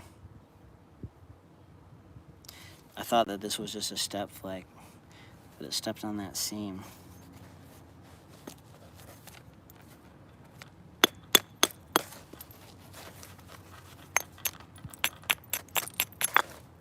This squirrel has some loud teeth over there.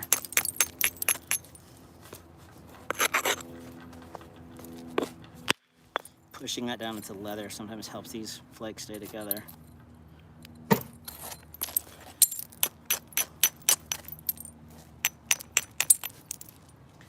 I wouldn't normally want to take this flake here, but I want to see the depth of this crack.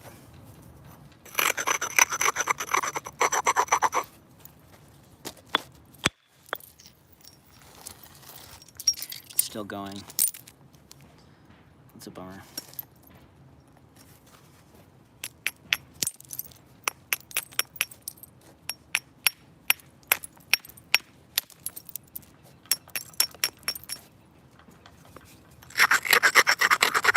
I don't really care if I get a hinge here, because I kind of want to see the top side of that.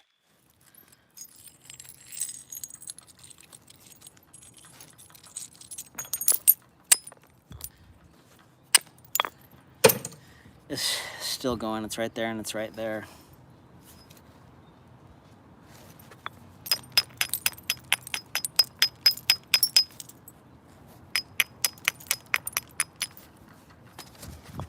All right, well.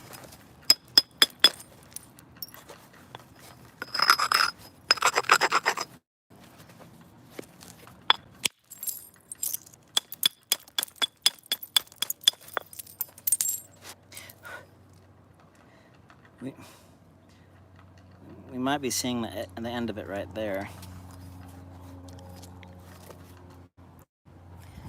It would have really helped if I didn't mess up these trim flakes now, because I'd like to check it here, but I've got too much heaviness here.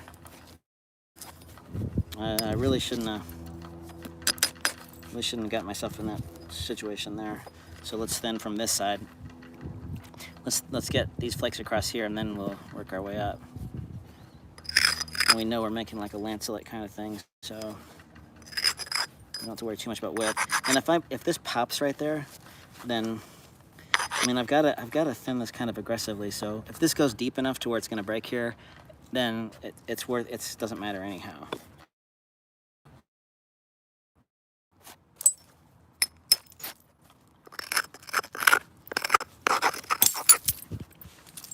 Hopefully we can smush this down enough and put it up there.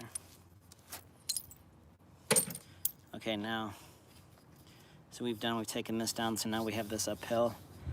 In case something bad happens here, we didn't have to worry about this heaviness.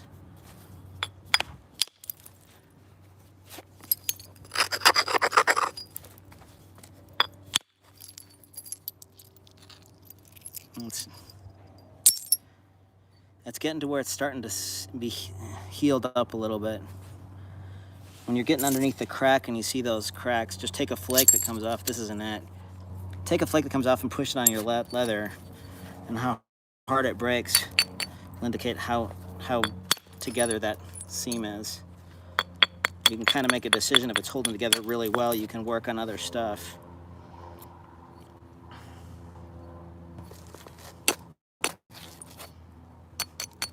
See if there's anything going they need to answer. Hopefully I'm not keeping you guys from doing anything.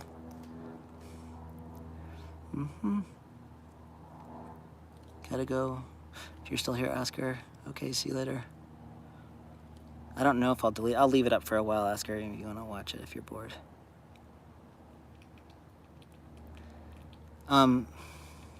Yeah, this kind of material.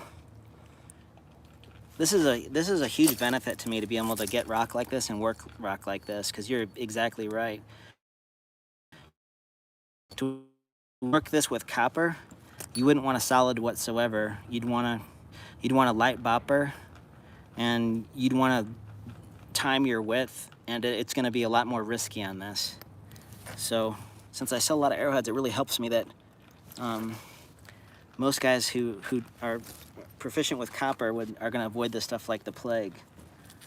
Wood and horn and antler to a certain point. But if I finish this with antler, it'll still get super steppy, even with antler. So I blanket with antler and then switch over to the wood and the horn tools. So is there anything else? Hey. Aluminum, yeah, an aluminum billet would work pretty good, I think. I'll send you a piece, Jason, if you want to try that. Sergio knows what this stuff does. Anyway, so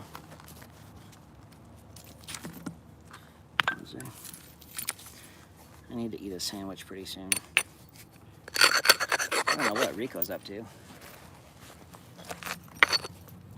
Okay, we might be able to see a little bit on the top side of this what it's doing.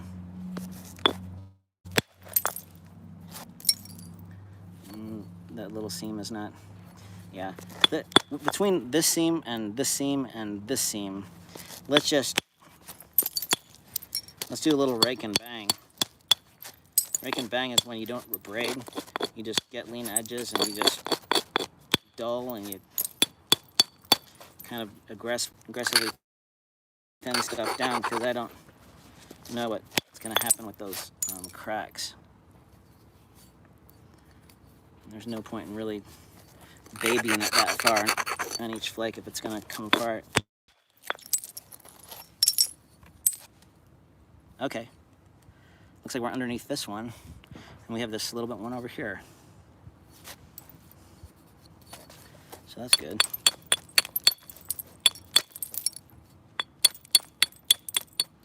Where is Rico?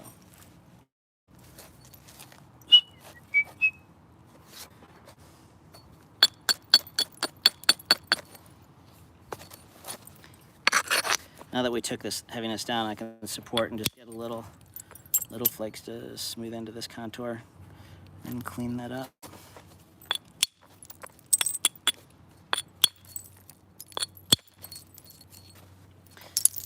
These seams will just drive you bonkers.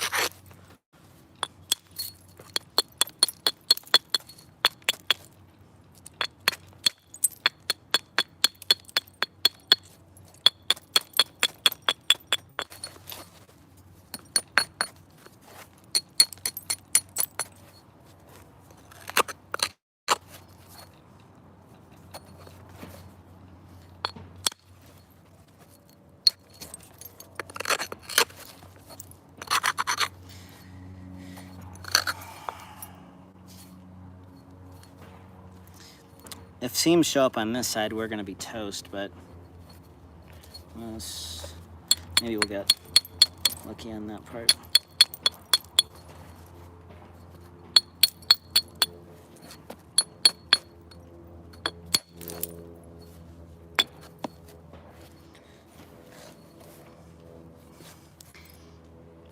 I'm at the point now where I need an aggressive flake to come across here. Not on this one. This is just a trimmer. But I'm gonna need to just take in a really aggressive flake here, and if it ends up messing me up for that side, so be it. Okay, that curled around nicely from the leather support. Overstruck it a little bit there, but it's all right.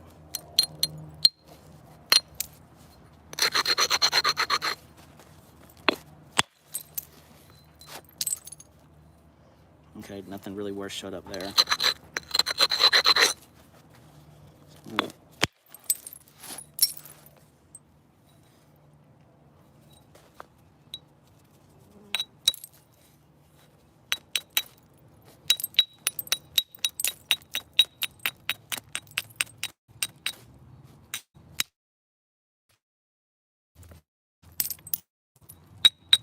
When you have that steep edges, it's not good antler. You'll stress too much. So just try to clip it with a hammerstone high enough for the margin.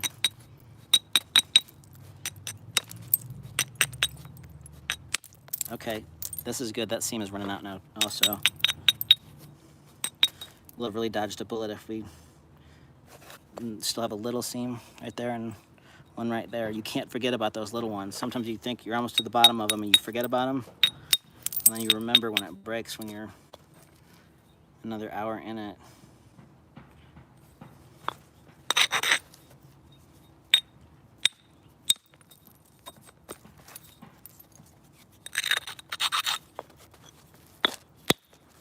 Yep. I don't really want to lose width there, but I'm going to have to.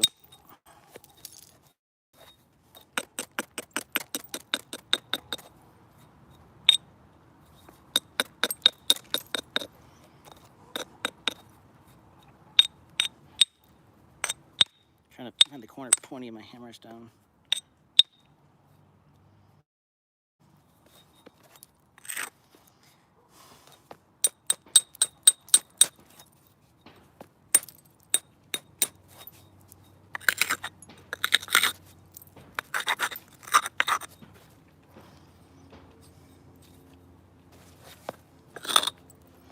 I'm gonna have to lose a little bit of length here. I'm either losing length or I'm losing width here. And I wanna see what's going on there. And I think those seams are okay to where I'm not gonna end snap it on a thinning flake from the chip.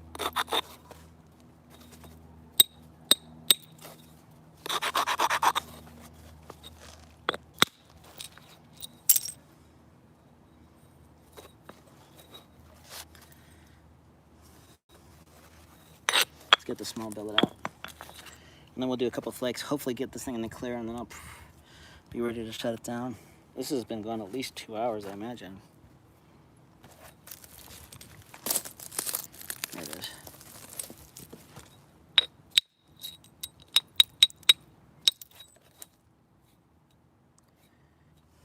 I don't know. I don't want to take this flake, but I think it's going to be okay.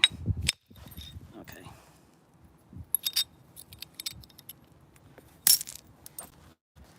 That was a must have. When I take a flake like that and I get thickness, I trim end where I just took a flake, and then I take the ridges to the side. Sort of move over. Isolate.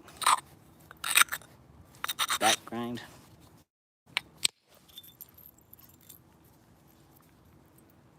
That's pretty aggressive, and this is what antler starts doing on this stuff when you're taking off a lot of edge thickness. So we're going to really keep an eye on that. But that tip flake helped me a lot for this width issue up there. I mean, ton. Just trim down a little bit.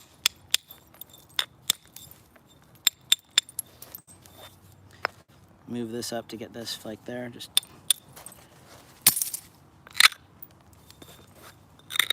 isolate with the scrunch.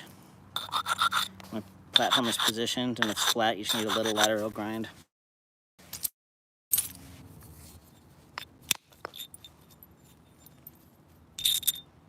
You see how those, even on those little low platforms, this is really getting kind of stressy. That's where the softer tools disperse those forces on this stuff so much better.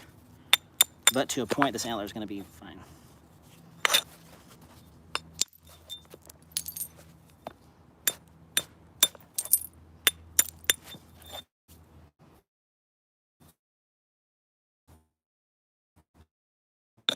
So, I don't know how much of that you saw.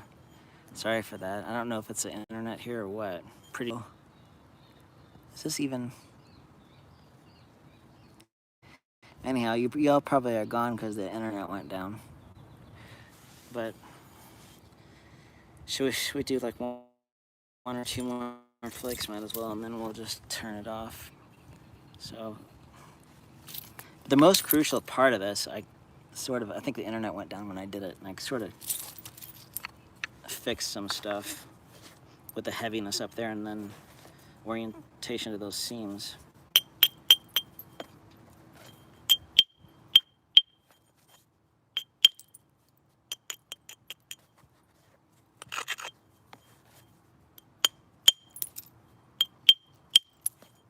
And those heavy parts of the edge sort of relieve from the back.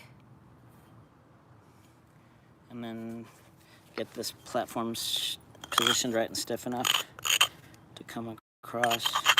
This is where this stuff can get crunchy, so I'll just take this antler down a little bit more, and then I'll do like the horn flaking.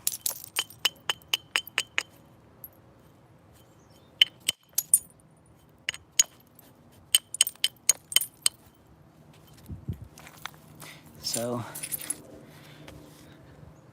oh, yeah, you guys are still there. Sorry about that when the stream went down. Okay. Anyhow, sorry about that.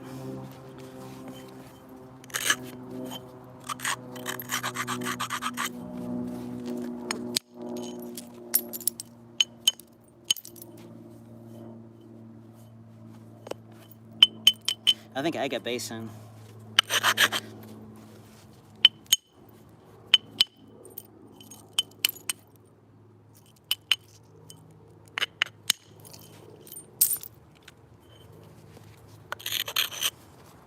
And I had thought earlier about making this my tip, but I think I'm going to keep this being my tip. So we'll just a couple more flakes and we'll quit. I need to finish some other stuff.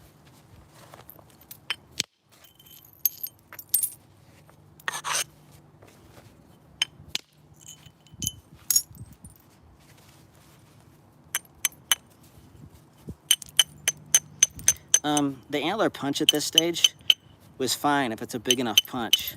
If not, the antler will get kind of shattery.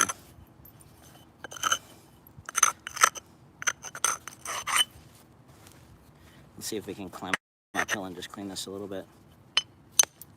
Nope, it's crushy.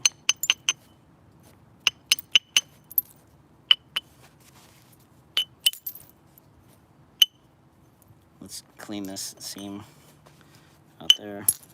That did it.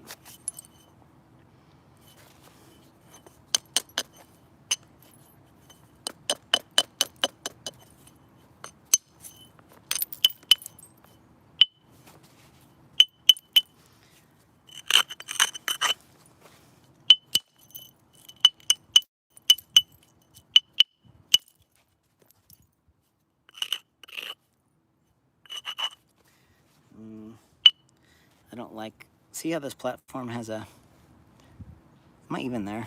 Yeah. See how this platform, where's my camera at? All right. Okay. See how this platform is a little bit higher there and it's a little bit lower there? And antler contact has got to be about perfect or this stuff can get crushy. So I'm going to try to take that corner down a little bit, and I have to get speedy and just flick this. There.